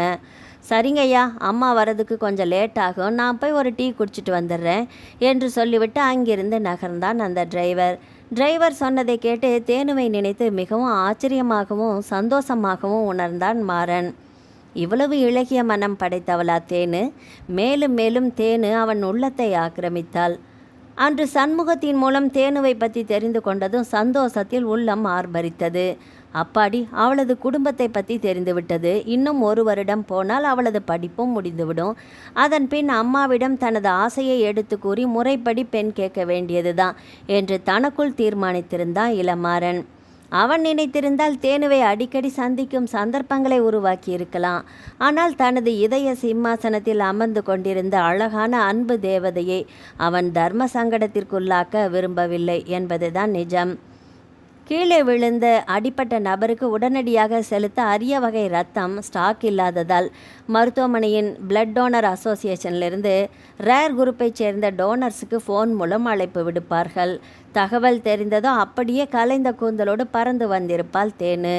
அவளிடம் பேசியே ஆக வேண்டும் என்று ஏக்கம் பிறந்தது இளமாறனுக்கு. தன் காதலை அவளிடம் வெளிப்படுத்தியாக வேண்டும் என்ற ஆவலில் இருப்பு கொள்ளாமல் தவித்தான். மருத்துவமனை வளாகத்துக்குள் குறுக்கும் நெடுக்குமாக உலாவினான். அவன் எதிர்பார்த்தது போலவே இரத்த தானம் அளித்த களைப்பில் சோர்வாக நடந்து வந்தாள் தேன்மொழி. கட்டுக்கடங்காத ஆசைகளுடன் காத்திருந்த மாறனுக்கு மாசு மறுவற்ற குழந்தைத்தனமான முகத்தை கண்டதும் சட்டென்று பரிதாபந்தான் தோன்றியது. வழக்கம் போல நிதானித்து கரை புரண்ட உணர்வுகளை அடக்கி கட்டுக்குள் கொண்டு வந்தான். அவனை கண்டதும் அவளது அகன்ற விழிகளும் ஆச்சரியத்தில் மேலும் விரிந்தது. இருண்ட முகத்தில் 1000 வாட்ஸ் வெளிச்சம் படர்ந்தது. தேனு பாப்பா, நீங்கள் பதட்டமாக ஆஸ்பத்திரிக்குள்ளே போனதை பார்த்துட்டு இந்த ஐயா என்கிட்ட பதறி போய் வந்து விசாரித்தார். நம்ம வீட்டில் யாருக்கும் உடம்பு முடியாமல் போச்சோன்னு நினச்சிக்கிட்டாரு போல். 1 மணி நேரமாக ரொம்ப டென்ஷனாக தான் உலாத்திக்கிட்டு இருந்தார். சார் நமக்கு ரொம்ப வேண்டியவராகுமே. டிரைவர் சிரித்தபடியே சொன்னான். ரொம்ப வேண்டியவர் தான். நாணத்தில் முகம் குங்குமப்பூவாக சிவக்க தலை குனிந்து நின்றிருந்து காரில் ஏறிக்கொண்டாள். டிரைவரும் அப்போ நாங்கள் வர்றோம் சார் என்று சொல்லிவிட்டு அவன் ஒரு தலையசைப்போடு விடை கொடுக்க, காரில் ஏறிய டிரைவர் காரை ஸ்டார்ட் பண்ணி அவ்விடத்தை விட்டு அகன்றான். தனது படகு காரில் சாய்ந்து நின்றபடியே கைகளை கட்டிய வண்ணம் அவளை பார்த்து கொண்டிருந்த மாறனுக்கு சந்தோஷத்தில் அப்படியே அந்தரத்தில் பறப்பது போன்று இருந்தது. தேனுவும் தன்னை விரும்புகிறாள் என்பது அவளின் முக சிவப்பை கொண்டே அறிந்து கொண்டான். அது ஒரு கூடை பூக்களை தலையில் கவிழ்த்தது போல இருந்தது அவனுக்கு. தேனுவும் இளமாறனும் தன்னை நேசிக்கிறான் என்பதை புரிந்து கொண்டாள். பணக்கார இளைஞர்களுக்கே உரிய திமிரும் அலட்சியமும் சல்லித்தனமான பார்வையும் இளமாறனிடம் எல்லளவும் இல்லை. அது அவளுக்கு மேலும் அவன் பால் ஈர்ப்பை தான் ஏற்படுத்தியது. அத்தியாயம் 10. தேனுவுக்கு படிப்பு முடிந்து 1 வாரம் ஆகிவிட்டது. தேனுவின் கல்யாண பேச்சை வீட்டில் எடுத்து விட்டார்கள். தேவகி, நம்ம சுலோச்சனாவுக்கு சொல்லி விட்டுடலாமா? மாப்பிள்ளையும் ஸ்லோவும் வந்தால் தேனுவுக்கும் பார்த்திபனுக்கும் கல்யாணத்தை பேசி முடிச்சிடலாம் இல்லையா என்று மனைவியை கூப்பிட்டு கேட்டுக்கொண்டிருந்தார் வெங்கடாஜலம். அதை காதில் கேட்டதும் திக்கென்று அதிர்ந்து போனாள் தேன்மொழி. ஐயோ, அப்பா கிட்ட விஷயத்த சொல்லி இந்த கல்யாண பேச்சை நிறுத்தணுமே. ராதிகாவுக்கும் படிப்பு முடிஞ்சாச்சு. இனிமேல் தைரியமாக அப்பா கிட்ட சொல்லிட வேண்டியது தான். எதுக்கும் பார்த்தி மாமாவை ஒரு தரம் கேட்டுட்டே பேசிடலாமா, இல்லை பார்த்தி மாமாவே வந்து பேசினா நல்லா இருக்குமா என்று மனதில் யோசனை செய்து கொண்டே கட்டிலில் அமர்ந்திருந்தாள் தேன்மொழி. வேண்டாம், இப்பொழுது நாம் எதுவும் சொல்ல வேண்டாம். பார்த்தி மாமாவே வந்து விஷயத்தை சொல்லட்டும், அதுதான் சரியாகப்படும். முதல்ல பார்த்தி மாமா அத்தைக்கிட்ட விஷயத்தை சொல்லட்டும், அப்புறம் அத்தையும் மாமாவும் வந்து இங்கே பேசட்டும் என்று முடிவு செய்து பார்த்திபனுக்கு ஃபோன் போட்டாள் தேன்மொழி. ஹாய் தேனு, எப்படி இருக்க என்று உற்சாகமாக ஃபோனை எடுத்து கேட்டான் பார்த்திபன். ஆஹாஹா, நான் சந்தோஷமாக இருக்கிறேன். ஏன்னா எனக்கும் உங்களுக்கும் கல்யாணம் நிச்சயமாக போகுதே. அப்பா அம்மா வீட்டில் பேசிகிட்டு இருக்காங்க. அந்த சந்தோஷத்தில் நான் மிதந்துட்டுருக்கேன் என்ற தேனுவின் வார்த்தைகளை கேட்டு ஐயையோ என்று அலறிவிட்டான் பார்த்திபன். என்ன மாமா, ஏன் இப்படி கத்துற? என்னை கட்டிக்க உனக்கு என்ன கசக்குதா என்று நையாண்டி செய்தால் தேனு. ஏ குரங்கு, நீ என்னடி சொல்லி தொலைச்ச? நானா? உன்னை கட்டிக்க எனக்கு ரெட்டிப்பு சந்தோஷம்னு சொல்லிட்டேன் மாமா என்று தேனு சொல்ல, அச்சோச்சோ குடியை கெடுத்துறாதடி என்று கத்தினான் பார்த்திபன் மீண்டும். இப்போ நான் அதைத்தான் செய்ய போகிறேன். அடுத்து ராதிகாவுக்கு தான் ஃபோன் போட போகிறேன் என்று சொல்லிவிட்டு சிரித்தாள் தேனு. கொஞ்சம் சும்மா இருடி, நான் முதல்ல அம்மா அப்பா கிட்ட பேசிவிட்டு அவங்கள கூட்டிக்கிட்டு அங்கே வரேன். அது வரைக்கும் கொஞ்சம் வாயை மூடிக்கிட்டு சும்மா இருத்தாயே. ராதிகா கிட்ட எதையும் உளறி வச்சிடாத என்று சொல்லி ஃபோனை கட் பண்ணினான் பார்த்திபன். செல்ஃபோனை தூக்கி கட்டிலில் எறிந்துவிட்டு ஹாயாக கட்டிலில் படுத்துக்கொண்டு இளமாறனை நினைத்து கனவு கண்டாள் தேன்மொழி. பார்த்திபன் அருணாச்சலத்திடம் சுலோச்சனாவிடமும் தான் ராதிகாவை காதலிக்கும் விஷயத்தை போட்டு உடைத்து விட்டான். டேய் பார்த்தி, என்னடா இது இப்படி சொல்கிற? திடீர்னு இப்படி ஒரு குண்டை தூக்கி போடுறியே. தேனு உன்னையே நினச்சிட்ருக்கிறாடா. இப்போது அவள் மனசை காயப்படுத்திட்டியே. அவகிட்ட நான் என்னடா சொல்லுவேன் என்று பதறி போனார் சுலோச்சனா. ரிலாக்ஸ்மா, நான் ராதிகாவை காதலிக்கிறது தேனுவுக்கும் தெரியும். முதல்லையே அவளுக்கு இந்த விஷயம் தெரியும். அதனால் அவளுக்கெல்லாம் இது அதிர்ச்சியாகவே இருக்காது. நீங்கள் தான்மா மாமா கிட்ட, ஏன் அத்தைக்கிட்டையும் சேர்த்து பேசி ராதிகாவை எனக்கு கல்யாணம் பண்ணி வைக்க ஏற்பாடு பண்ணணும். ப்ளீஸ்மா ப்ளீஸ்மா என்று சுலோச்சனாவிடம் தாடியை பிடித்து கெஞ்சினா. என்னடா நடக்குதுங்க? உனக்கும் தேனுவுக்கும் தான் கல்யாணம்னு நீங்கள் பிறந்தது முதல் கொண்டே பேசி வச்சது. இப்போ திடீர்னு நான் ராதிகாவை தான் காதலிக்கிறேன், அவளை தான் கல்யாணம் பண்ணிக்குவேன்னு சொன்னால் என்னடா அர்த்தம்? என்னங்க நீங்கள் பாட்டுக்கு இதை கேட்டுட்டு பேசாமல் நிற்கிறீங்க என்று தன் கணவர் அருணாச்சலத்திடம் குறைப்பட்டாள் சுலோச்சனா. Slow calm down. இப்போ என்ன நடந்து போச்சு விடு. நாம தானே அவங்க பிறந்தப்போ இப்படி முடிச்சு போட்டோம். அவங்க வளர்ந்த பிறகு அவங்க மனசில் என்ன இருக்குன்னு தெரிஞ்சதுக்கப்புறம் நாம் இந்த பேச்சை விடுறது தான் நல்லது. பார்த்திபனுக்கு ராதிகாவை பிடிச்சிருந்தா அவளையே கல்யாணம் பண்ணி வச்சிடலாமே. அவளும் அவனுக்கு முறை பொண்ணு தானே. ராதிகா தான் பொண்ணுன்னா வெங்கடாஜலத்துக்கும் தேவகிக்கும் வருத்தமெல்லாம் இருக்காது. நாம் போய் பேசிக்கலாம் விடு, நீ டென்ஷன் ஆகாத என்று சுலோச்சனாவை சமாதானப்படுத்தினார் அருணாச்சலம். அத்தியாயம் 11. பார்த்திபனுக்கும் ராதிகாவுக்கும் கல்யாணம் நல்லபடியாக நடந்து முடிந்தது. வெங்கடாஜலத்துக்கும் தேவகிக்கும் அதில் வருத்தம் இருந்தாலுமே ராதிகாவும் தன் பெண்ணை போன்றவள்தான் என்று நினைத்த காரணத்தினால் அந்த வருத்தத்தை மறைத்து கொண்டு இந்த கல்யாணத்தை நல்லபடியாகவே நடத்தி வைத்தார்கள். சுலோச்சனாவுக்கும் அருணாச்சலத்துக்குமே தேனு தனக்கு மருமகள் ஆகவில்லையே என்ற ஏக்கம் மனதில் இருந்து கொண்டுதான் இருந்தது. ஆனாலும் அதை மறைத்து கொண்டு சந்தோஷ புன்னகை பூத்தார்கள் மகனின் கல்யாணத்தை பார்த்து. ஆனால் 2 ஜீவன்கள் மட்டும் இந்த கல்யாணத்தை பார்த்து சந்தோஷத்தில் ஆகாயத்தில் மிதந்தார்கள் என்று சொல்லலாம். அது வேறு யாருமில்ல, மீனாட்சியும் பாஸ்கரும் தான். தேனு இனிமேல் போட்டியே இல்லாமல் தனக்கு கிடைத்து விடுவாள் என்று மனக்கோட்டை கட்டி கொண்டிருந்தான் பாஸ்கர். அவனுக்கு ஒத்து ஊதி கொண்டிருந்தாள் மீனாட்சி. கல்யாண வீட்டிலேயே தனது மகனுக்கும் தேனுவுக்கும் கல்யாணத்தை பேசி முடித்துவிட வேண்டும் என்று பரபரத்தாள் மீனாட்சி. அண்ணா பார்த்திபனுக்கும் ராதிகாவுக்கும் தான் கல்யாணம் ஆயிடுச்சு இல்லையா? இனிமே தேனுவை என் மகன் பாஸ்கருக்கு கட்டி கொடுத்துடேன் என்ற அத்தனை பேர் முன்னிலையிலும் மீனாட்சி வெங்கடாஜலத்தை கேட்டுவிட்டாள். வெங்கடாஜலத்துக்கு அவள் அப்படி கேட்டதும் சுர்ரென்று கோபம் முச்சந்தலைக்கு ஏறியது. இங்கே பாரு மீனாட்சி, இதுதான் கடைசி தடவை. இந்த ஒரு எண்ணம் இருந்ததுன்னா இனிமே என் வீட்டு வாசப்படியே நீ ஏறக்கூடாது. உன் மகன் பாஸ்கரனுக்கு எந்த காலத்திலும் என் பொண்ணு தேனுவை நான் கட்டி கொடுக்க மாட்டேன். என்னோட தங்கச்சிங்கிற உறவு முறையில் நீ எப்போ வேணும்னாலும் வந்துட்டு போகலாம். ஆனால் எனக்கு சம்மந்தி ஆகணும்னு நினச்சினா இப்போவே இங்கிருந்து கிளம்பி போயிடு என்று திட்டவட்டமாக சொல்லிவிட்டார் வெங்கடாஜலம். கூடியிருந்த உறவு ஜனங்களும் பாஸ்கரை பற்றி நன்றாக தெரியும் என்பதால் அனைவருமே வெங்கடாஜலத்துக்கு தான் சப்போர்ட் பண்ணினார்கள். மீனாட்சியின் வாதம் அங்கே சபையில் எடுபடவே இல்லை. பாஸ்கரும் மீனாட்சியும் தலையை தொங்க போட்டபடி வெளியேறினார்கள்.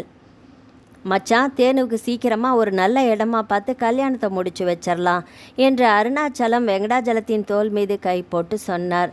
சரி மச்சான், நீங்களே நல்ல இடமா பாருங்க, கல்யாணத்தை முடிச்சிடலாம் என்று வெங்கடாஜலமும் ஒப்புக்கொண்டார். அதற்கு ஐயோ என்று இருந்தது தேனுவுக்கு அவர்கள் பேச்சை கேட்டதும். தன் மனதில் இருக்கும் இளமாறன் தான் தனக்கு மணாளனாக வரவேண்டும் என்று கனவு கண்டு கொண்டிருப்பவள் அவள். ஆனால் அவள் கனவு நிறைவேறும் காலம் எப்போது என்று தான் தெரியவில்லை. அவள் தன் மனதில் இருக்கும் காதலை தைரியமாக அப்பாவிடம் சொல்ல முடியாமல் தடுமாறினாள். 3 மாதம் கடந்த நிலையில் தேனுவை தாத்தா பாட்டியிடம் விட்டுவிட்டு ஒரு திருமணத்திற்காக சேலம் வரை சென்றிருந்தார்கள் வெங்கடாஜலமும் தேவகியும். திருமணம் முடிந்து இரவு திரும்பி வரும்பொழுது வேகமாக வந்த லாரி மோதி சம்பவ இடத்திலேயே 2 பேரும் இறந்து போய்விட்டார்கள். தேன்மொழி இந்த செய்தி கேட்டு தவியாக தவித்தாள், துடித்தாள். தாத்தா பாட்டியும் தேற்றுவாரின்றி சோர்ந்து போனார்கள். ஆயிற்று. காரியங்கள் முடிந்து 1 மாத காலம் முடிந்துவிட்டது. அவரவர் பணிக்கு அனைவரும் திரும்பிவிட்டார்கள். அருணாச்சலமும் சுலோச்சனாவும் ராதிகாவும் பார்த்திபனும் கூட சேலம் வந்து விட்டார்கள். தேனு தாத்தா பாட்டியின் பொறுப்பில் தனித்து விடப்பட்டாள். வெங்கடேசன் குடும்பம் எப்பொழுதுமே அந்த வீட்டுக்கு துணையாக சமையல் வேலை மேல் வேலை செய்து கொண்டிருப்பதால் எந்த பிரச்சனையும் இல்லை. வயதான காலத்தில் தேனுவை பாதுகாக்க வேண்டுமே என்ற பயமின்றி இருக்கலாம் தான். ஆனால் பெற்ற பிள்ளைகளை பறிகொடுத்த அந்த முதியவர்களின் மனமும் தேகமும் ரொம்பவே ஒடுங்கி போய்விட்டது. தேனுவுக்கும் பெற்றவர்களின் இழப்பு பெரும் இழப்பு தானே. சுய நினைவின்றி எங்கோ வெறித்தபடி எப்பொழுதுமே தனது அறைக்குள்ளேயே முடங்கி கிடந்தாள்.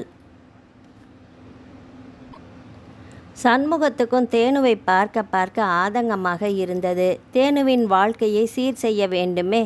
அவளுக்கு நல்ல வரன் ஒன்றை பார்த்து மனம் முடிக்க வேண்டுமே என்ற எண்ணம் தோன்றிக்கொண்டே இருந்தது. அந்த எண்ணம் தோன்றிய உடனே இளமாறன் நினைப்பு தான் அவருக்கு முதலில் வந்தது. சாவித்திரி அம்மாளிடம் இதை பற்றி பேச வேண்டும் என்று நினைத்து கொண்டார். அந்த சமயத்தில் தான் மீனாட்சி அந்த வீட்டை நோக்கி படையெடுக்க ஆரம்பித்தாள். தேனுவின் தாத்தா பாட்டியிடம் வற்புறுத்தி இனி தேனுவின் நிலை என்ன, நீங்கள் பாதுகாக்க முடியுமா என்று அவர்களை பயமுறுத்தி தன் மகன் பாஸ்கரனுக்கு மனம் முடித்து வைக்கும்படி தூபம் போட ஆரம்பித்தாள். பெரியப்பா, நீங்கள் எது வரைக்கும் சாசுவதோ? உங்களுக்கு பின்னாடி தேனுவை யார் பாதுகாக்க முடியும்? தேனுவுக்கு நீங்கள் தான் எடுத்து சொல்லி புரிய வைக்கணும். என் பையனை கட்டிக்க சொல்லி புரிய வைங்க. நாங்கள் பக்கத்தில் இருந்து எல்லாத்தையுமே நல்லபடியாக பார்த்துக்குவோம் இல்லையா? உங்களுக்கும் வயசாயிடுச்சு. உங்களுக்கு பின்னாடி தேனு நிலைமையை நீங்கள் நினச்சி பார்க்கணும். இந்த மாதிரி சமயத்தில் யார் வருவாங்க அவளை கல்யாணம் பண்ணிக்க? யோசிச்சு பாருங்க. அவளுக்கும் என் பையனை விட்டால் ஏது வழி? பார்த்திபனுக்கு தான் கல்யாணம் ஆயிடுச்சுல்ல, அடுத்து என் பையன் தானே, பாஸ்கர் தானே இருக்கான். அவனுக்கு நல்ல முறையில் கட்டி கொடுக்குற வழியை பாருங்க பெரியப்பா என்று மீனாட்சி பெரியவர்களை தன் பாச வார்த்தைகளால் கரைக்க ஆரம்பித்தாள். கரைப்பார் கரைத்தால் கல்லும் கரையும் என்பதைப் போல ராமசாமியும் மீனாட்சியும் வழிக்கு வந்தார்கள். தன் காலத்துக்கு பிறகு பேத்திக்கு நல்ல ஒரு பாதுகாப்பு வேண்டுமே. பார்த்திபனுக்கும் திருமணம் முடிந்து விட்டதால் அடுத்து பாஸ்கர் தானே அவருக்கு துணையாக வர முடியும் என்ற முடிவுக்கு வந்தார்கள். தேனுவை பாஸ்கருக்கு கட்டி கொடுக்க சம்மதமும் தந்து விட்டார்கள். 3 மாதங்கள் முடிந்தவுடன் யாருக்கும் தெரியாமல் காதும் வைத்தது போல கல்யாணத்தை முடித்து விடலாம் என்று ராமசாமியிடம் பேசி தேதியையும் குறித்து விட்டாள் மீனாட்சி. ராமசாமியும் அறவே யோசிக்கும் திறன் அற்றவராக மீனாட்சி சொல்லிய சொல்லுக்கெல்லாம் சரி என்று தலையசைத்தார். மீனாட்சிக்கும் பாஸ்கருக்கும் சந்தோஷத்தில் தலைகால் புரியவில்லை. தோட்டத்தில் பேச்சுக்குரல் கேட்டு அறையின் ஜன்னல் வழியாக எட்டி பார்த்தாள் தேன்மொழி. அங்கே தோட்டத்தில் மீனாட்சி அத்தை பாஸ்கரிடம் சொல்லி கொண்டிருந்தார். டே, இன்னும் 1 மாதம்தான் இருக்குது, கொஞ்சம் அடக்கி வாசி, எந்த கெட்ட பெயரும் எடுக்காத. இப்போதான் பெரியப்பாவை சரி கட்டி ஒரு வழிக்கு கொண்டு வந்து வச்சிருக்கிறேன். நீ பாட்டுக்கு ஏதாவது ஏடாகுடமாக பண்ணி காரியத்தை கெடுத்துடாதடா. அப்புறம் ஜென்மத்துக்கும் உனக்கும் தேன்மொழிக்கும் கல்யாணமே நடக்காது. அவள் உனக்கு கிடைக்கவே மாட்டா. நான் பேசி கல்யாணத்துக்கு சம்மதம் வாங்கிறதுக்குள்ள எனக்கு உயிரே போயிடுச்சு தெரியுமா? அதனால் கல்யாணம் முடிகிற வரைக்கும் வாயை மூடிக்கிட்டு அமைதியாக இருக்கணும், புரியுதா? சும்மா ஊர் பசங்களோட சேர்ந்துக்கிட்டு சுற்றுறது, தண்ணி அடிக்கிறது, தம் அடிக்கிறதுன்னு இந்த வேலையெல்லாம் விட்டுட்டு அடக்க ஒடுக்கமாக இருக்கிற வழியை பாரு. அவள் கழுத்தில் தாலியை கட்டி இந்த சொத்து நம்ம கைக்கு வர்ற வரைக்கும் நீ ரொம்ப நல்ல பையனாக நடந்துக்கணும். உங்கள் தாத்தாக்கு சின்ன சந்தேகம் கூட வரக்கூடாது. நீ மாறிட்ட, திருந்திட்ட, இப்போ இந்த குடும்பத்துக்காக நீ உழைச்சிட்ருக்கிற அப்படின்னெல்லாம் அவங்க கண்ணை கட்டி மாயவித்தை பண்ணி அவங்க மனசில் பதிய வச்சிருக்கிறேன். நான் எப்போவும் அவங்களுக்கு என்ன வேணும்னு கேட்டு பார்த்து பக்கத்துலேயே இருந்து செஞ்சிட்டே இரு. இதுக்கப்புறம் நீ தான் அவங்களுக்கு எல்லாம் அப்படிங்கிற ஒரு மாய பிம்பத்தை அவங்க மனசில் பதிய வைடா. அப்போ தான் முழு மனசோட அவங்க தேன்மொழியை உனக்கு கட்டி கொடுப்பாங்க. தேதி தான் குறிச்சாச்சேன்னு அசால்ட்டாக இருந்துடாதடா. எப்போ வேணும்னாலும் எது வேணும்னாலும் நடக்கலாம், மாறலாம். அதனால் நீ பொறுமையாக இருக்கணும் என்று தன் மகனுக்கு புத்திமதி சொல்லி கொண்டிருந்தாள் மீனாட்சி. அதை கேட்ட தேன்மொழிக்கோ தூக்கி வாரி போட்டது. தனக்கே தெரியாமல் இந்த வீட்டில் என்னென்ன வேலைகளெல்லாம் நடக்கிறது. தன் கல்யாணமே முடிவு செய்து விட்டார்களா? அதுவும் இந்த பாஸ்கர் கூடவா? அப்பா உயிரோடு இருந்த காலத்திலேயே இந்த மீனாட்சியை வீட்டு வாசப்படியவே ஏறக்கூடாது என்று விரட்டி அடித்தார். ஆனால் தாத்தா ஏன் இந்த கல்யாணத்துக்கு ஒப்புக்கொண்டார்? என்னை ஒரு வார்த்தை கூட கேட்க தோன்றவில்லையா இவர்களுக்கு? என் கடனை கழித்து விட்டால் போதும் என்று நினைத்து விட்டார்களா? நான் இவர்களுக்கு பாரமாகி போய்விட்டேனா என்று அவளது மனம் எதையோ நினைத்து கலங்கி தவித்தது. தேற்றுவாரின்றி விடிய அழுது கொண்டே இருந்தாள் தேன்மொழி. விடியும் தருவாயில் ஒரு முடிவுக்கு வந்திருந்தாள். இனி இந்த ஊரில் இருக்கக்கூடாது, யார்கிட்டையும் சொல்லாமல் எங்கேயாவது போய்விட வேண்டும் என்று முடிவு செய்தாள். எங்கே போவது என்றுதான் தெரியவில்லை. ஆனால் இந்த ஊரை விட்டு முதலில் போய்விட வேண்டும். சேலம் சுலோச்சனா அத்தைக்கிட்ட போயிடலாமா என்று நினைத்தாள். ஆனால் தாத்தா பாட்டியை மீறி அத்தையாலும் என்ன செய்ய முடியும் என்ற எண்ணம் உடனே தோன்றி அந்த எண்ணத்தை அளித்தது. வேண்டாம், யார்கிட்டையும் சொல்ல வேண்டாம், யாரும் வேண்டாம், கண் காணாத இடத்துக்கு போயிடலாம். இந்த சொத்து சுகம் யாருமே நமக்கு தேவையில்லை என்று நினைத்து கொண்டாள். ஒரு பையில் 2 செட் துணிமணிகளை மட்டும் எடுத்து வைத்துக்கொண்டு யாருக்கும் தெரியாமல் வீட்டை விட்டு வெளியேறினாள். பஸ் ஸ்டாப்பிற்கு வந்து விடியற் காலை பஸ்ஸை பிடித்தாள். கூட்டம் அதிகம் இல்லாததால் யாரும் அவளை கண்டு கொள்ளவும் இல்லை. குன்னூரில் பஸ்ஸை விட்டு தேனு இறங்கிய பொழுது மாலை 4 மணிக்கு மேலே ஆகிவிட்டது. அங்கே அவளோடு கல்லூரியில் படித்த தோழி ஒருத்தியின் வீடு இருந்தது. அவள் வீட்டை விட்டு கிளம்பும்போது அந்த தோழியின் நினைப்பு தான் தேனுவுக்கு மனதில் வந்து போனது. அதனால் அவளிடம் அடைக்கலம் தேடி குன்னூர் வந்து சேர்ந்தாள் தேன்மொழி. பஸ் ஸ்டாப்பை விட்டு வெளியே வந்த தேனு அங்கே சண்முகம் மாமாவை எதிர்பார்க்கவில்லை. சண்முகம் தேனுவை பார்த்து விட்டார். அட, இது நம்ம தேனு இல்லை, தேனு எதுக்கு இங்கே வந்து இந்த நேரத்துக்கு வந்து இறங்குறா என்ற யோசனையோடு அவளை நெருங்கியவர் தேனு என்று அழைத்தார். திடுக்கிட்டு திரும்பி பார்த்த தேனு சண்முகம் மாமாவை எதிர்பாராமல் திகைத்து தான் போனாள். மிரள மிரள விழித்தபடி நின்று கொண்டிருந்த அவளின் அருகில் வந்தார் சண்முகம். என்ன பாப்பா இங்கே நிற்கிற, நீ எப்படி ஊர்லேருந்து இங்கே வந்த என்றபடி அவளின் முகத்தையே கூர்ந்து பார்த்து ஆராய்ந்தார். மீனாட்சி அத்தையாலும் பாஸ்கராலும் தன் சொந்த ஊரை விட்டு இங்கே வந்த கதையை சொன்னால் தேன்மொழி. நான் ஊரில் இருந்து வியாபார விஷயமா கிளம்பி வந்து 1 மாதம் ஆச்சு. அதுதான் எனக்கு அங்கே நடக்கிற எதுவுமே தெரியல. சரி, அதுக்காக நீ இப்படி ஊர் பெயர் தெரியாத இடத்துக்கெல்லாம், முன்ன பின்ன வந்தே இராத இடத்துக்கெல்லாம் யாரும் இல்லாமல் தனியாக வந்து இறங்கி நிற்கலாமா? ஒன்று கிடக்க ஒன்று ஆச்சுன்னா என்னம்மா ஆகிறது சொல்லு. சரி வா கிளம்பலாம். சுலோச்சனா கிட்டேயும் அருணாச்சலத்துக்கிட்டேயும் சொல்லி இதுக்கு ஒரு முடிவு நானே கட்டுறேன் என்று சொன்னார் சண்முகம். வேண்டாம் மாமா, இப்போ நான் வர்றது சரியாகவும் இருக்காது. வேணாம், என்னால் யாருக்கும் எந்த பிரச்சனையும் வேண்டாம். தாத்தா பாட்டி முழுசாக மீனாட்சி அத்தை பிடியில் இருக்கிறாங்க.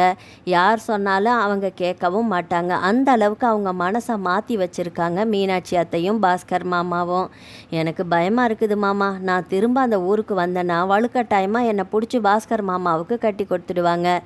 இங்கே என் ஃப்ரெண்டு ஒருத்தி இருக்கா, கொஞ்ச நாளைக்கு அவள் கூட இருந்துக்கிட்டு ஏதாவது வேலை தேடிக்கிட்டு இங்கேயே நிரந்தரமாக இருந்துடுறேன் மாமா.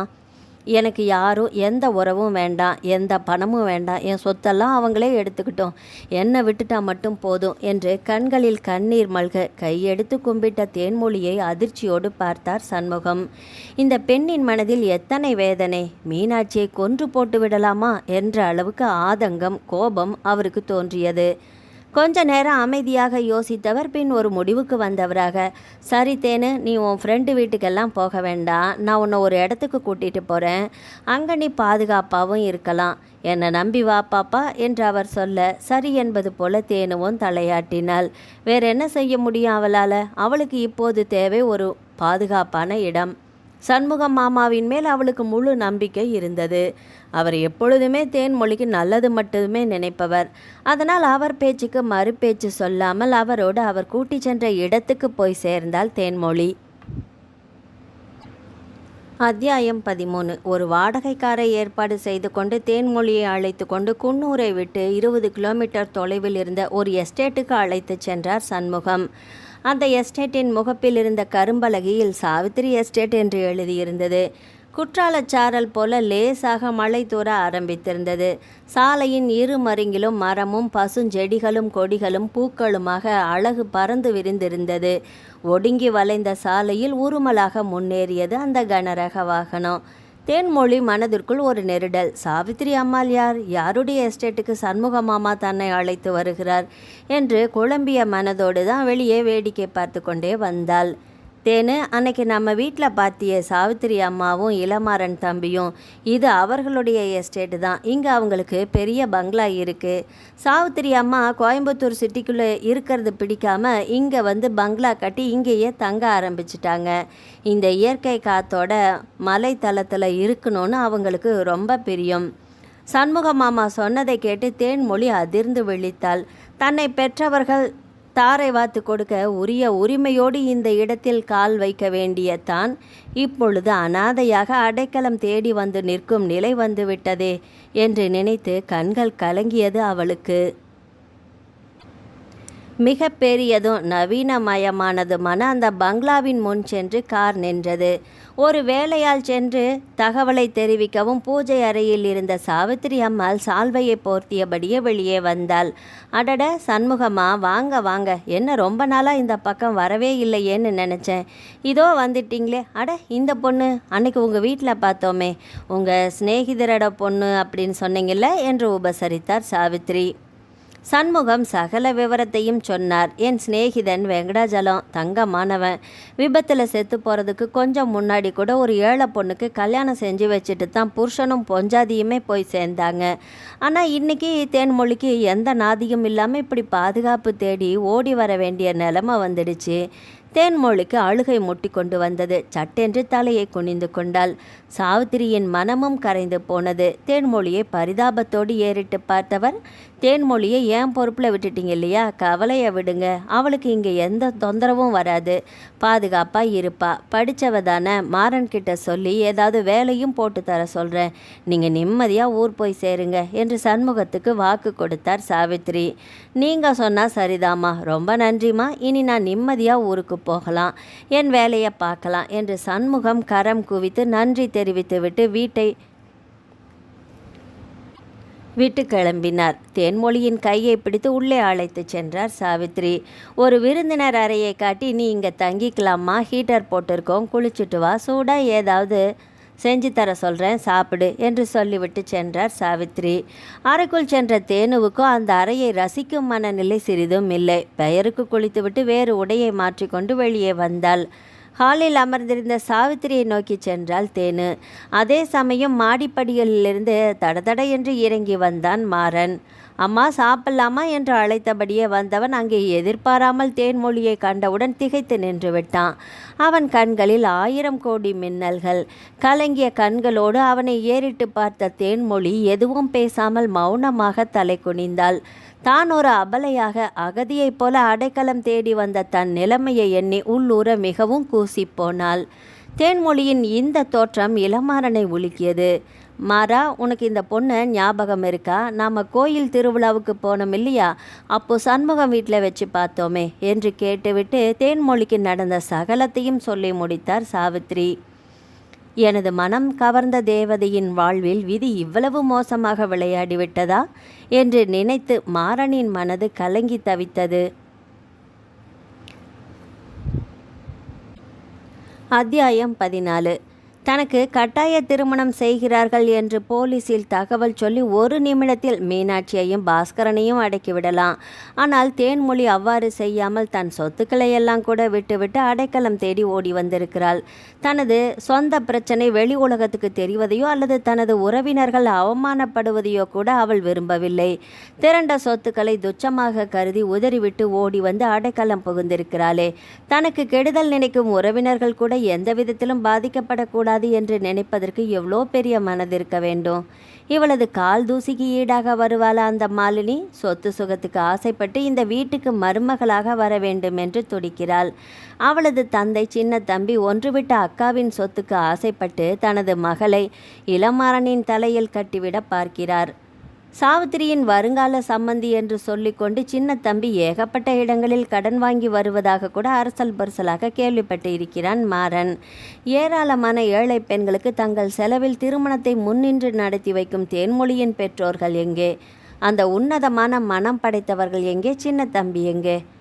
அன்று ஆஸ்பத்திரியில் அவள் இரத்த தானம் அளிக்க வந்தபோது பார்த்ததுதான். மீண்டும் சந்திக்க வாய்ப்பு ஏற்படவே இல்லை. அவளை இப்படி ஒரு சூழ்நிலையில், அதுவும் அவனது வீட்டிலேயே பார்ப்போம் என்று மாறன் கனவிலும் நினைக்கவில்லை. அவளது படிப்பு முடிந்து சாவித்திரியிடம் தனது விருப்பத்தை முறைப்படி தெரிவித்து அவளை பெண் கேட்க வேண்டும் என்றுதான் நினைத்திருந்தான் மாறன். வயதிலோ தள்ளாமையினாலோ தந்தை ஒரு சத்தியமூர்த்தியை நினைத்தோ மனம் புழுங்கியதுனாலோ என்னவோ சமீபத்தில் சாவித்திரிக்கு மைல்டு அட்டாக் வந்துவிட்டது. நெஞ்சு வலியால் தாய் துடித்து போன போது அதை கண்டு மிகவும் அரண்டு தான் போனான் மாறன். மருந்து மாத்திரைகளை விட மன நிம்மதி தானே முக்கியம். அவங்களை கவலைப்பட விடாதீங்க, டென்ஷன் ஆகாமல் பார்த்துக்கோங்க, அதிர்ச்சியான விஷயங்களை பற்றி அவங்கக்கிட்ட எதுவும் சொல்லாதீங்க என்று குடும்ப மருத்துவர் அவனிடம் எச்சரித்திருந்தார். அவனது மனக்கோட்டை இடிந்து தகர்ந்து மண்ணோடு மண்ணாகிவிட்டதை போன்ற உணர்வில் துடித்து போனான் மாறன். தனது ஒன்றுவிட்ட தம்பியின் மகள் மாலினியை மருமகளாக்கி கொள்ள வேண்டும் என்ற எண்ணம் பல வருடங்களாக சாவித்திரியின் மனதில் ஆழமாக வேரூன்றி இருந்தது. அந்த எண்ணத்தை தவிடுபொடியாக்கும்படி தான் ஏதாவது சொன்னால் அம்மாவுக்கு மீண்டும் அட்டாக் வந்துவிட்டால் தாலி கட்டிய கணவனாலும் இதுவரை அவமானந்தான். பெற்ற மகனாலும் அம்மாவுக்கு ஏமாற்றமும் வருத்தமும் வரவே கூடாது. தாயின் உயிருக்கு நானே யமனாக மாறக்கூடாது. அவளது ஆரோக்கியத்திற்காக தனது உன்னதமான காதலை மனதிற்குள்ளேயே போட்டு புதைக்க வேண்டியதுதான் என்ற முடிவுக்கே வந்துவிட்டான் மாறன். ஆனால் எதிர்பாராத விதமாக தேனுவே அவனது வீட்டில் தங்கும் சூழ்நிலை ஏற்பட்டுவிட்டது. எது எப்படியோ தேன்மொழி இங்கே வந்து சேர்ந்து விட்டது இளமாறனுக்கு எல்லையில்லா மகிழ்ச்சியை தான் ஏற்படுத்தியது. எதையோ பறிகொடுத்தவளை போன்று வளைய வந்து கொண்டிருந்த சாவித்திரியிடம் இப்பொழுது நல்லதொரு மாற்றமும் ஏற்பட்டிருந்தது. தேனு இங்கே வந்து சேர்ந்து 10 நாட்களுக்கு மேலாகி இருக்கும். சாவித்திரியின் முகத்திலும் கலகலப்பும் சந்தோஷமும் புத்துணர்ச்சியும் வந்திருந்தது. சாவித்திரியும் சரி இளமாறனும் சரி தேனுவை வேற்று மனுஷியாகவே நடத்தாமல் தங்களது குடும்பத்தில் ஒருத்தியாகவே நினைத்து பழகியதாலோ என்னவோ, அவள் மீது பரிதாப பார்வை வீசாமல் இருந்ததாலோ என்னவோ தேனுவும் மிகவும் சகஜமாக தான் நடந்து கொண்டாள். அம்மா, உங்கள் சமையல் கைப்பக்குவத்தை எனக்கு கற்றுக் கொடுக்குறீங்களா? பெரியவங்க நீங்கள், உங்களுக்கு எவ்வளவோ விஷயங்கள் தெரிஞ்சிருக்கோம். உங்கள் நல பாகத்தை கற்றுக்கணுன்னு நான் பிரியப்படுறேன். நீங்கள் கிட்ட இருந்து என்னை கைட் பண்ணுங்கம்மா என்று தேன் போன்ற இனிய குரலில் தேன்மொழி பேசும்போது சாவித்திரிக்கு மறுத்து பேச மனமே வராது. சாவித்திரி கூறியதை மனதில் வாங்கி கொண்டு ஆர்வமும் உற்சாகமும் சேர மணக்க மணக்க ருசியாக சமைத்து விடுவாள் தேனு. காரசாரமாக ரொம்ப சுவையாக இருக்கு தேனு. அப்படியே எங்கள் அம்மாவோட கைப்பக்குவம் அசத்திட்டீங்க அம்மா. தேனுவை ரொம்ப நல்லா ட்ரைன் பண்ணிட்டீங்க போல என்றான் மாறனும் உற்சாகத்தோடு. தேனு அடிப்படையில் ரொம்ப நல்ல சமைக்க தெரிஞ்சவ தான். அதனால் நான் சொன்ன உடனே அந்த அளவை புரிஞ்சுக்கிட்டு அருமையாக சமைக்கிறாடா என்று பாராட்டினார் சாவித்திரியும். அந்த வீட்டில் சமைக்கவும் மேல் வேலைக்கும் தோட்ட வேலைக்கும் என்று ஆள்கள் இருந்தாலுமே சாவித்திரிக்கு தன் கையாலேயே மகனுக்கு சமைத்து கொடுக்கும் ஆசை அதிகம். அதனால் நிறைய நேரங்கள் அவர்தான் சமைப்பார். அதை பார்த்து தான் தேனுவும் அந்த ஆர்வத்தில் அவளும் பங்கெடுத்து கொண்டாள். தேனு கண்ணு என்று அழைத்தபடியே சண்முகம் உள்ளே வர ஆர்வமாக ஓடி வந்தாள் தேன்மொழி. வாஞ்சையோடு தேனுவின் தலையை தடவி கொடுத்தார் சண்முகம். சாவித்திரி அம்மா, நல்லா இருக்கீங்களா? மாறன் தம்பி, நீங்கள் எப்படி இருக்கீங்க என்று கேட்டுவிட்டு தேனுவை ஏறிட்டார் சண்முகம். தேனு, நீ எப்படிடா இருக்கிற? அந்த பாஸ்கர் உன்னை வலை வீசி தேடிட்டுருக்கான். நீ ஒன்றும் பயப்படாத, நீங்கள் இருக்கிற இடம் யாருக்குமே தெரியாது என்று சொல்லி பயத்தால் நடுங்கிய தேனுவை ஆறுதல் படுத்தினார் சண்முகம். ஏப்பா மாறா, வயசு பொண்ணு, அதுவும் ரொம்ப சிக்கல்ல இருந்து தப்பிச்சு இங்கே வந்து சேர்ந்திருக்கா. நம்ம சண்முகம் நம்மக்கிட்ட பத்திரமா இருப்பான்னு நினச்சி தான் அவளை கொண்டு வந்து ஒப்படைச்சிருக்காரு. அவள் கூட கம்ப்யூட்டர் கோர்ஸ் எல்லாமே முடிச்சிருக்கா போல். மேலே உன்னோட ஆஃபீஸ் ரூமில் உட்காந்து ஒர்க் பண்ணுற மாதிரி ஏதாவது வேலை போட்டு கொடுக்கலாம் இல்லையா என்று கேட்டார் சாவித்திரி. புருவங்கள் சுருங்க சிறிது நேரம் யோசித்துவிட்டு தேனுவை அழைத்தான் மாறன். சார், நான் இப்போ தான் டிகிரி முடித்தேன். சில கம்ப்யூட்டர் கோர்ஸ்களையும் முடிச்சிருக்கேன். ஆஃபீஸ் விஷயமா எனக்கு எக்ஸ்பீரியன்ஸ் இல்லை தான். ஆனால் கைடு பண்ணிங்கன்னா போதும், சீக்கிரமாக கற்றுக்குவேன்.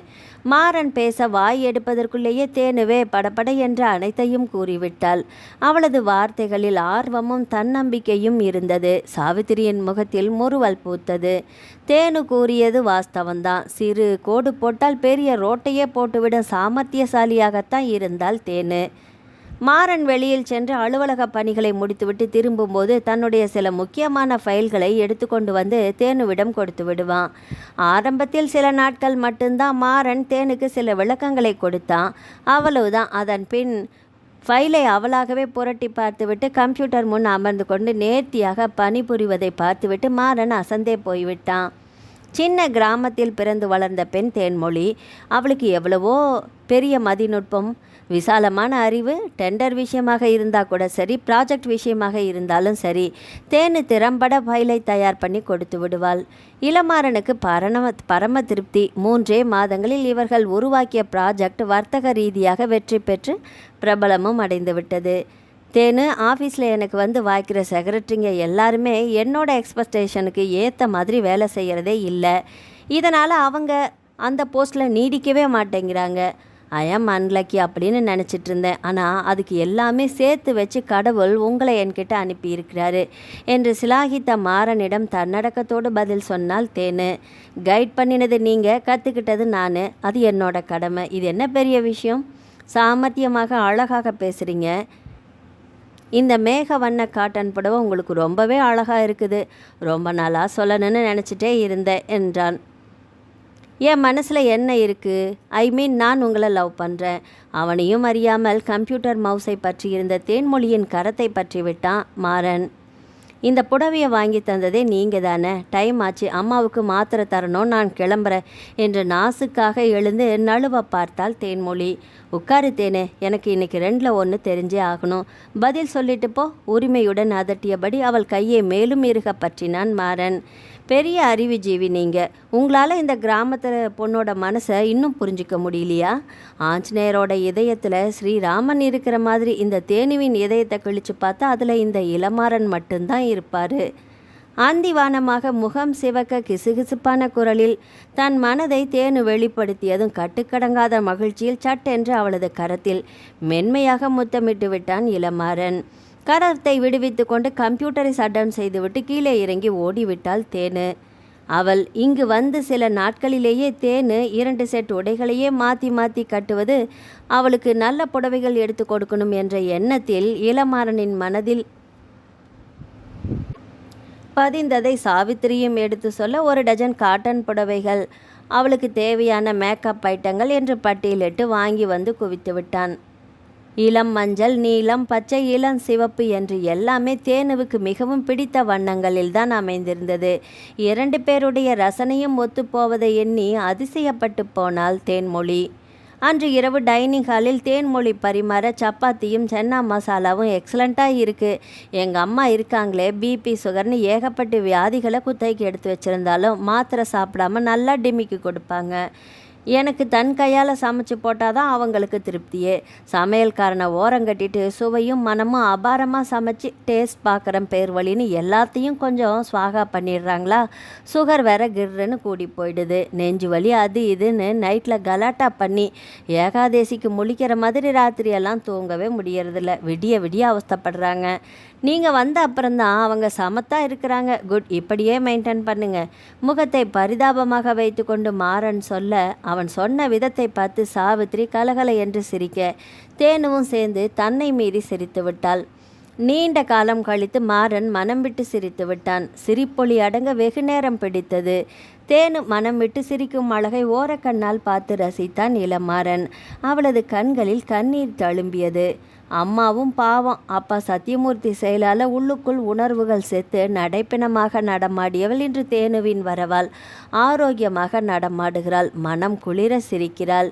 தேனுவை மருமகளாக ஏற்றுக்கொள்ள சம்மதிப்பார்களா? இதை எப்படி அவரிடம் சொல்வது? இருதலை கொல்லி எறும்பு போல தவித்தான் இளமாறன். அத்தியாயம் 16. சாவித்திரியின் தலைக்குள் ஒரு வண்டு குடைந்து கொண்டே இருந்தது. மனம் நிலையில்லாமல் தவித்தது. இரவு மனம் விட்டு சிரித்த தேன்மொழியின் முகத்தையே வைத்த கண் வாங்காமல் பார்த்த இளமாறனின் முகமே வந்து வந்து போனது மனதில். சத்தியமூர்த்தியின் நடத்தையை அறிந்ததாலோ என்னவோ இளமாறன் பெண்கள் விஷயத்தில் கண்டிப்பாக இருப்பான். அவர்கள் புறம் தலை வைத்து கூட படுக்க மாட்டான். கல்லூரியிலும் சரி, அலுவலகத்திலும் சரி, வெளியிடங்களிலும் சரி, எந்த பெண்ணிடமும் இதுவரை அனாவசியமாக ஒரு வார்த்தை கூட அவன் பேசி அறியாத எந்த இளம்பெண்ணின் முன்பும் கலகலப்பாக பேசி நகைத்ததும் இல்லை. நகைச்சுவை ததும்ப சுவாரஸ்யமாக பேசியதும் இல்லை. முறைப்பெண் மாலினியிடம் கூட அவன் பேசி சிரித்ததை பார்த்ததும் இல்லை. இன்னும் சொல்லப்போனால் மாலினியை கண்டாலே முகம் இறுக எள்ளும் கொள்ளும் வெடிக்க கடுவன் பூனை போல முகத்தை வைத்துக்கொண்டு அப்பால் நகர்ந்து போய்விடுவான். சமீப காலமாக, அதுவும் தேன்மொழி இங்கு வந்த பின்புதான் அவனிடம் நிறைய மாற்றங்கள் தென்படுகிறது. அதிகாலையில் தோட்டத்தில் மலர்ந்த பூக்களை பறித்து நேர்த்தியாக தொடுத்து சுவாமி படங்களுக்கு சாத்திவிட்டு அப்படியே பூஜை அறையில் அமர்ந்து கண்களை மூடி தியானிப்பார் சாவித்திரி. தேன்மொழி இங்கு வந்ததும் தோட்டத்தில் பூக்களை பறித்து தொடுக்கும் பணியை அவள் ஏற்றுக்கொண்டு விட்டாள். இளமாறன் எப்போதுமே தாமதமாகத்தான் எழுந்து கொள்வான். சமீப காலமாக அவனும் வெகு சீக்கிரமாக எழுந்து கொண்டு வாக்கிங் செய்யும் பழக்கத்தையும் ஏற்படுத்தி கொண்டு விட்டான். போகிற போக்கில் குட் மார்னிங் தேனு என்று புன்னகைத்து விட்டு தான் போவான். வீட்டில் அவன் இருக்கும் தருணங்கள் அதிகமாகி கொண்டே வருகிறது. கலகலப்பாக அவன் பேசும்போதெல்லாம் நம்ம வீட்டிற்கு அடைக்கலமாக வந்த தேன்மொழி முடிந்த மட்டும் பழைய சம்பவங்களை மறந்து சந்தோஷமாக இருக்க வேண்டும் என்ற நல்ல எண்ணத்தில் தான் மாறன் நடந்து கொள்வதாக இதுவரை நினைத்து கொண்டிருந்தாள் சாவித்திரி. இது நாள் வரை மாறனின் முகத்தில் இருந்த இறுக்கமெல்லாம் தளர்ந்து சிரிப்பும் குறும்புத்தனமும் அதில் தாண்டவம் ஆடியது. அதுவும் இன்று சாப்பிடும்போது இளமாறனின் விழிகளில் காதல் ததும்ப ஆசையோடு தேன்மொழியை பார்த்தது வேறு. இது சாதாரண நட்பு ரீதியான பழக்கம் இல்லையோ, அதையும் தாண்டி காதல் இருவருக்குள்ளும் உதித்திருக்குமோ என்ற சந்தேகம் உள்ளே அரித்தது அவருக்கு. தேன்மொழியை காதலிப்பதாக இருந்தால் அதை வெளிப்படையாக என்னிடம் சொல்ல என்ன தயக்கம் அவனுக்கு? அம்மா மகன் என்ற உறவை தாண்டி அவனிடம் நான் ஒரு இனிய சிநேகிதியைப் போலதானே பழகுகிறேன். பிறகு என்ன தயக்கம்? தேன்மொழியை மறுப்பதற்கு யாருக்காவது மனம் வருமா? எனக்கு ஹார்ட் அட்டாக் வந்ததிலிருந்து மாறன் மிகவும் அரண்டு தான் போயிருக்கிறான். அடிக்கடி என் அருகே வந்து அமர்ந்து கொண்டு பரிதாபமாக ஏறிட்டுவிட்டு எதையோ சொல்ல வருகிறான். பின் சொல்ல மனமே இல்லாமல் மென்று விழுங்கிவிட்டு போய்விடுகிறான். அது என்னவாக இருக்கும்? அப்படியே இவர்களுக்குள் காதல் மலர்ந்து இருந்தால் என்னால் தடை சொல்ல முடியுமா? அவன் ஆசைப்பட்ட வாழ்வை ஏற்படுத்தி தர வேண்டியது தானே என்னுடைய கடமை. இதெல்லாம் என் தம்பிக்கு தெரிந்தால் என்ன பதில் சொல்வது? கொடுத்த வாக்கு தவறிட்டியா அக்கா என்று கேட்டால் என் முகத்தை எங்கே கொண்டு போய் வைத்துக்கொள்வது என்று எதையெதையோ நினைத்து சாவித்திரியின் அடிவயிற்றில் ஒரு பிரளயமே நடந்து கொண்டிருந்தது. சின்ன தம்பி என்ன சொன்னாலும் சரி, யாருக்காகவும் தன் மகனின் விருப்பத்தை பலி கொடுக்க முடியாது என்று உணர்ந்து கொண்ட சாவித்திரி அம்மாள் தன் மகனுக்கு ஏற்ற துணை தேன்மொழிதான் என்ற முடிவுக்கே வந்துவிட்டார். தன் மகனின் சந்தோஷம்தான் தனக்கு முக்கியம், அவன் தேன்மொழியோடு இருக்கும் பொழுதுதான் சந்தோஷமாக இருக்கிறான் என்று மனதார புரிந்து கொண்டாள் சாவித்திரி. எனவே சீக்கிரமாக சண்முகத்திடம் பேசிவிட்டு இருவருக்கும் கல்யாணம் செய்து வைப்பதற்கான ஏற்பாடுகளை தொடங்கிவிட வேண்டும் என்று முடிவெடுத்தார். அன்று எஸ்டேட்டில் பணிபுரியும் ஒருவரின் இல்ல திருமண விழாவுக்கு சென்றிருந்தார் சாவித்திரி. அதே சமயம் தேன்மொழி ஒருத்தி தான் வீட்டில் இருந்தால். வேலைகளை முடித்துவிட்டு ஈரக்கையை துடைத்து கொண்டு தன் அறைக்கு செல்ல திரும்பி நடந்தவளை டெலிஃபோன் மணி அழைத்தது. அருகில் சென்று எடுத்து காதில் வைத்தாள். ஹலோ, யாருங்க பேசுறது என்று கேட்டாள். என்னையே யாருன்னு கேட்குறியா? முதல்ல நீ யாரு அதை சொல்லு என்றது மறுமுனை குரல். நான் தேன்மொழிங்க, கொஞ்ச நாட்களாக அம்மாவுக்கு உதவியாக இங்கே தான் வந்து தங்கியிருக்கிறேன் என்று பதில் சொன்னாள் தேனு. ஓ, நீ தான் அவளா? உன்னை தான் மாறன் மாமா தனக்கு எடுபடி மாதிரி வீட்டில் வச்சுக்கிட்டு இருக்கிறாரா? நான் யாருன்னு கேள்வி கேட்குற அளவுக்கு நீயே வந்துட்டியா? நான் மாலினி, சாவித்திரி அத்தைக்கு தம்பி பொண்ணு, இந்த வீட்டுக்கு வரப்போகிற எதிர்கால மருமகள், தெரியுமா? இதை பற்றி யாரும் உன்கிட்ட எதுவும் சொல்லலையா? கூப்பிடு சாவித்திரி அத்தைய, நானே பேசிக்கிறேன். நான் கேள்விப்பட்டது சரிதானா என்று அவர்களை விசாரிக்கிறேன். அம்மா பக்கத்தில் ஒரு கல்யாணத்துக்கு போயிருக்கிறாங்க, அவங்க வந்ததும் நீங்கள் பேசினதா நான் சொல்லிடுறேன் என்று சொல்லிவிட்டு நடுங்கும் விரல்களால் ஃபோனை வைத்தாள் தேன்மொழி. உன்னதான் அத்தான் வச்சிட்ருக்காரா என்று மாலினி கேட்டது இன்னமும் காதில் எதிரொலித்தது. அதிலும் வச்சிட்ருக்கிறாரா என்ற வார்த்தையை அழுத்தம் திருத்தமாக இலக்காரம் தொனிக்க அவள் சொன்னது அவளது செவிகளில் ஈயத்தை காய்ச்சி ஊத்தியது போல இருந்தது. அந்த வார்த்தைகள் மீண்டும் மீண்டும் எதிரொலித்து அவளது இதயத்தை கிழித்து கூறு போட்டது. இளமாறன் தனக்கு ஒரு முறைப்பெண் இருப்பதையே தன்னிடம் சொல்லாமல் மறைத்து விட்டாரே. சாவித்திரி அம்மா கூட மனம் விட்டு எவ்வளவோ விஷயங்களை என்னிடம் பகிர்ந்து கொண்டிருக்கிறார். ஆனால் இவ்வளவு பெரிய விஷயத்தை பற்றி யாருமே என்கிட்ட சொல்லலையே. இவள்தான் இந்த வீட்டின் வருங்கால மருமகளா, இளமாறனை கட்டி கொள்ளும் பெண்ணா? உலகமே தட்டாமலையாக சுழல்வது போல இருந்தது. குப்புறப்படுத்து முதுகு குலுங்க தலையணை நனையும் வரை அழுதாள். அடுத்த 2 மணி நேரத்தில் சாவித்திரியின் கார் போர்ட்டிகோவில் வந்து நின்ற சப்தம் கேட்டதும் வாரி சுருட்டி எழுந்து கொண்டாள். முகத்தை அழுந்த துடைத்து கொண்டு களைந்த கூந்தலை கோதி சீராக்கி கொண்டு அறையை விட்டு வெளியே வந்தாள் தேனு. சகஜமான முகபாவனையுடன் மாலினி ஃபோன் செய்த விவரத்தை சாவித்திரியிடம் தெரிவித்துவிட்டு கிச்சனுக்குள் புகுந்து கொண்டாள். அத்தியாயம் 17. டீயை பருகியவாறே தேன்மொழியின் முகத்தையே கூர்ந்து கவனித்து கொண்டிருந்தான் இளமாறன். கண்கள் கலங்கி முகம் வீங்கி தலையை குனிந்தவாறு கலைந்த ஓவியமாக நின்றிருந்த தேன்மொழியின் தோற்றம் அவனுக்குள் சந்தேக விதைகளை தூவியது. தேனு, உனக்கு என்ன ஆச்சு? ஏன் இப்படி இருக்கிற? நீங்கள் ஏன் என்கிட்ட இந்த விஷயத்தை மறைச்சிங்க என்று நிமிர்ந்த அவன் முகம் பார்த்து கலங்கிய கண்களோடு கேட்டாள். நான் எந்த விஷயத்தை உன்கிட்ட மறைச்சேன் என்று எதிர்கேள்வி கேட்டான் மாறன் புரியாமல் அவள் முகம் பார்த்து. மாலினி ஃபோன் பண்ணி இருந்தாங்க. அம்மா கோயிலுக்கு போயிருந்ததால் அந்த ஃபோனை நான் அட்டன் பண்ணேன். அப்போ தான் எனக்கு விஷயமே தெரிஞ்சது. மாலினி உங்களுக்கு முறை பொண்ணுன்னு, பிறந்ததுலேருந்தே உங்களுக்குன்னு முடிவான பொண்ணு. உங்கள் 2 பேருடைய வாழ்க்கையில் இடைஞ்சலாக நான் தான் இப்போ வந்து சேர்ந்துருக்கேன். இந்த விஷயத்த நீங்கள் முதல்லையே சொல்லியிருந்தீங்கன்னா நான் கௌரவமாக விலகி போயிருப்பேன். இல்லை, ஏன் என்கிட்ட சொல்லாமல் மறைச்சிங்க? இப்போ அவங்க என்ன அசிங்கமாக பேசுகிற மாதிரி வச்சிட்டீங்களே என்று சொல்லவே அவள் கண்களிலிருந்து கண்ணீர் பெருக்கெடுத்தது. இருக்கையை விட்டு எழுந்து வந்து தேன்மொழியின் அருகில் நின்றவன் அவள் விழிநீரை துடைத்து முகத்தை நிமிர்த்தி அவள் கண்களோடு தன் கண்களை கலக்க விட்டான். உங்கள் வீட்லேயும் சின்ன வயசுலேருந்தே பார்த்திபனுக்கும் உனக்கும் தான் கல்யாணம் முடிவு பண்ணினாங்க இல்லையா? அப்போ நீ பார்த்திபனை தான் கல்யாணம் பண்ணிக்கிட்டியா? இல்லை, என்ன தான் விரும்பினேன். அதே போல் தானே எங்கள் வீட்லேயும் அறியாத வயசில் அவங்க முடிச்சு போட்டது. எனக்கு மாலினியை பிடிக்கல, உன்னை தான் பிடிச்சிருக்குது. நான் உன்னை தான் மனசார விரும்புகிறேன். அப்படி இருக்கும்போது நான் மட்டும் எப்படி மாலினியை கல்யாணம் பண்ணிக்க முடியும்? உனக்கு ஒரு நியாயம், எனக்கு ஒரு நியாயமாத்தேன்னு சொல்லு. கல்யாணத்துக்கு என் விருப்பம் முக்கியம் இல்லையா? மாலினி அவளா விருப்பப்பட்டு ஏதேதோ பேசினால்னா அதுக்கு நான் எப்படி பொறுப்பாக முடியும்? அதுவும் இல்லாமல் மாலினி என்னை ஒன்றும் விரும்பலை, என்னோட பணத்தை தான் விரும்புகிறா. நீ என்னை மட்டுமே நேசிக்கிற, எனக்காகவே பிறந்தவ. உன்னை விட்டுட்டு நான் எப்படி மாலினி கழுத்தில் தாலி கட்டுவேன்? மாலினி விஷயம் உன்கிட்ட சொல்லலைங்கிறது என்னுடைய தப்பு தான். அவளை நான் ஒரு பொருட்டாவே நினைக்கலையே. அதனால தான் அவளை பற்றி எனக்கு பேசவும் பிடிக்கலை. அதனால தான் இந்த பேச்சை நான் எடுக்கவும் இல்லை. அவளை பற்றி நான் சொல்லாத. அதுக்கு வேணும்னா நீ சாரி கேட்டுக்கிற உங்கள்கிட்ட நான். ப்ளீஸ் அவளோட என்னை நினச்சி நீ பேசாத.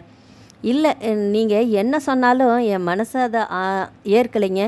அம்மாவுக்கு மாலினி தான் மருமகளாக வரணும்னு ஒரு நினப்பு இருக்கும் இல்லையா? அந்த நினப்பை நாம் உடைக்கக்கூடாது. நான் அந்த இடத்துல வந்து நிற்கவும் விரும்பலை. நீங்கள் அம்மா ஆசைப்பட்ட மாதிரியே மாலினியை கல்யாணம் பண்ணிக்கிட்டு சந்தோஷமாக இருங்க. எனக்கு அதுவே போதும். நான் திரும்பவும் ஊருக்கே போயிடுறேன். சண்முக மாமாவை வர சொல்லி நான் கிளம்புறேன் முதல்ல என்று சொன்ன தேன்மொழியை எரித்து விடுவது போல பார்த்தான் மாறன். என்ன உளறல் இது தேனு? என்னை விட்டு நீ எங்கேயும் போகக்கூடாது. அம்மாவுக்கு ஹார்ட் அட்டாக் வந்ததுனால தான் என்னோட விருப்பத்தை நான் அவங்கக்கிட்ட சொல்லலை. உன்னை பெண் பார்க்க நான் கூட்டிகிட்டு வந்திருப்பேன் முன்னாடியே இதை சொல்லி. அவங்க கொஞ்சம் தேரட்டும்னு நான் வெயிட் பண்ணிகிட்டு இருந்தேன். அப்போ தான் உங்கள் குடும்பத்தில் இவ்வளோ பெரிய சோகம் நடந்துடுச்சு. இனிமே உன்னை பற்றி நான் அம்மா கிட்ட சொல்லலான்னு இருக்கேன். அதுக்குள்ளே இந்த மாலினி ஃபோன் பண்ணி உன்னை குழப்பி விட்டுட்டாளா? நான் இன்றைக்கே அம்மாக்கிட்ட இந்த விஷயமா பேசுகிறேன். அவங்க நிச்சயமாக நம்மளை புரிஞ்சுப்பாங்க. என்னோட சந்தோஷம்தான் எங்கள் அம்மாவுக்கு முக்கியம். அதுவும் இல்லாமல் உன்னோட குணம் எங்கள் அம்மாவுக்கும் நல்லா தெரியும். மாலினியை விட நீ கோடி மடங்கு உயர்ந்தவ. உன்னை மருமகளாக அடைய அம்மா ஒரு நாளும் மறுப்பு சொல்ல மாட்டாங்க தேனு என்று ஆர்வத்தோடு சொன்ன மாறனின் வாயை பொத்தினாள் தேன்மொழி. வேண்டாங்க, அம்மா கிட்ட எதுவும் சொல்லிடாதீங்க. அம்மாவால் இதை தாங்கிக்கவே முடியாது. கொஞ்ச நாளில் என்னை நீங்கள் மறந்துடுவீங்க. அதனால் என்னை விரும்பினதெல்லாம் பெருசாகவே எடுத்துக்காதீங்க. உங்கள் வாழ்க்கையை நீங்கள் கெடுத்துக்காதீங்க. அம்மா சொல்கிறபடி மாலினியை கல்யாணம் பண்ணிக்கோங்க. நான் கிளம்புறேன் என்று சொல்லிவிட்டு அவனை விலக்கிவிட்டு வாயில் கதவை நோக்கி சென்றாள் தேன்மொழி. நீ எங்கேயும் போக தேவையில்லை. அடுத்த முகூர்த்தத்திலேயே எனக்கு மருமகளாகி இந்த வீட்டிலேயே நிரந்தரமாக இருக்க போற என்று சொல்லிக்கொண்டே உள்ளே நுழைந்தார் சாவித்திரி. சாவித்திரி சொன்னதை கேட்டு அதிர்ந்து போய் அவர் முகத்தையே இமைக்காமல் பார்த்து கொண்டு நின்று விட்டாள் தேன்மொழி.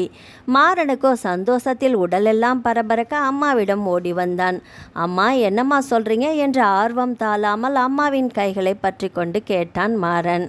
சந்தோஷத்தில் சின்ன பையன் போல துள்ளி குதிக்க வேண்டும் போல இருந்தது மாறனுக்கு. உண்மையாகத்தாண்டா சொல்கிறேன் கண்ணா, உனக்கும் தேன்மொழிக்கும் அடுத்த முகூர்த்தத்திலேயே கல்யாணம். அம்மா, இவங்க மாமா பொண்ணு மாலினி, அவங்கள தான் இவருக்கு கல்யாணம் பண்ணுறதுன்னு நீங்கள் முடிவு பண்ணியிருந்தீங்களே, அதை மாற்ற என்று தடுமாறியபடியே ஏதோ சொல்ல வந்த தேன்மொழியை கை நீட்டி இழுத்து தன்னோடு சேர்த்து அணைத்து கொண்டார் சாவித்ரி.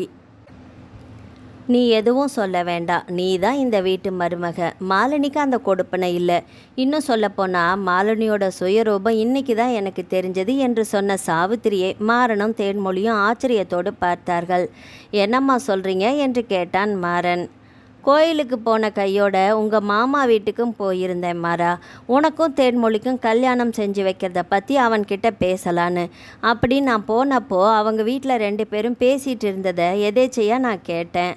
அவங்க ஒன்றும் உனக்காக உன்னை கல்யாணம் பண்ணிக்க ஆசைப்படலடா. உன் சொத்துக்காக தான் உங்கள் மாமனும் மாலினியும் ஆசைப்பட்டு கல்யாணம் பண்ணிக்க நினச்சாங்க. அதுவும் இல்லாமல் மாலினி கண்ட பசங்களோட சேர்ந்து சுற்றிட்டு இருக்கிறா.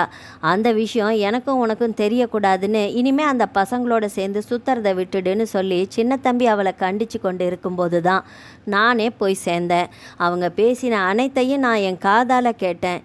இந்த பொண்ணு நம்ம குடும்பத்துக்கு செட் ஆக மாட்டாடா. அதுவும் இல்லாமல் இந்த ஏமாத்துக்காரங்க கிட்ட போய் பேசி கல்யாணத்தை முடிவு பண்ண வேண்டிய அவசியமும் இல்லை அப்படின்னு நான் திரும்பி வந்துட்டேன். எனக்குள்ளே ஒரு உறுத்தல் இருந்துக்கிட்டே தான் இருந்துச்சு. சின்ன வயசுலேயே உனக்கும் மாலினிக்கும் தான் அப்படின்னு முடிச்சு போட்டு வச்சுருந்தோமே, இப்போ நாம் அதை மாற்றி பேசினா சின்ன தம்பி வருத்தப்படுவானே அப்படின்னு நினச்சேன். ஆனால் அவங்க நம்மளையே ஏமாத்த தானே நினச்சாங்க. அதனால் அவங்க ஆசைக்கு நாம் ஒன்றும் முக்கியத்துவம் கொடுக்க வேண்டிய அவசியமே இல்லைன்னு புரிஞ்சுக்கிட்டேன்.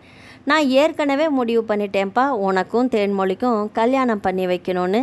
நீங்கள் 2 பேரும் விரும்புகிறது எனக்கு முன்னாடியே தெரியும். அதனால் உங்கள் கல்யாணம் அடுத்த முகூர்த்தத்திலேயே எந்த தடையும் இல்லாமல் நடக்கும். நான் சண்முகத்திடம் பேசி தேன்மொழியோட உறவுக்காரர்கள்கிட்ட பேச சொல்லி மற்ற ஏற்பாடுகளை பண்ணுறேன் என்று சொல்லிவிட்டு அவர்கள் இருவருக்கும் தனிமை கொடுத்துவிட்டு அந்த இடத்தை விட்டு வெளியேறினார் சாவித்திரி. ஆசையோடு தேன்மொழியின் முகத்தை பார்த்தான் மாறன். வெட்கத்தோடு தலையை குனிந்து கொண்டு அவன் மார்பில் தஞ்சம் புகுந்தாள் தேன்மொழி. அடுத்த முகூர்த்தத்திலேயே தேன்மொழிக்கும் மாறனுக்கும் எளிதான முறையில் திருமணம் நடந்து முடிந்தது. நாவல் முடிந்தது. ஆதரவளித்த அனைத்து உள்ளங்களுக்கும் நன்றி. மீண்டும் அடுத்த ஒரு நாவல் பதிவில் சந்திக்கலாம். வணக்கம்.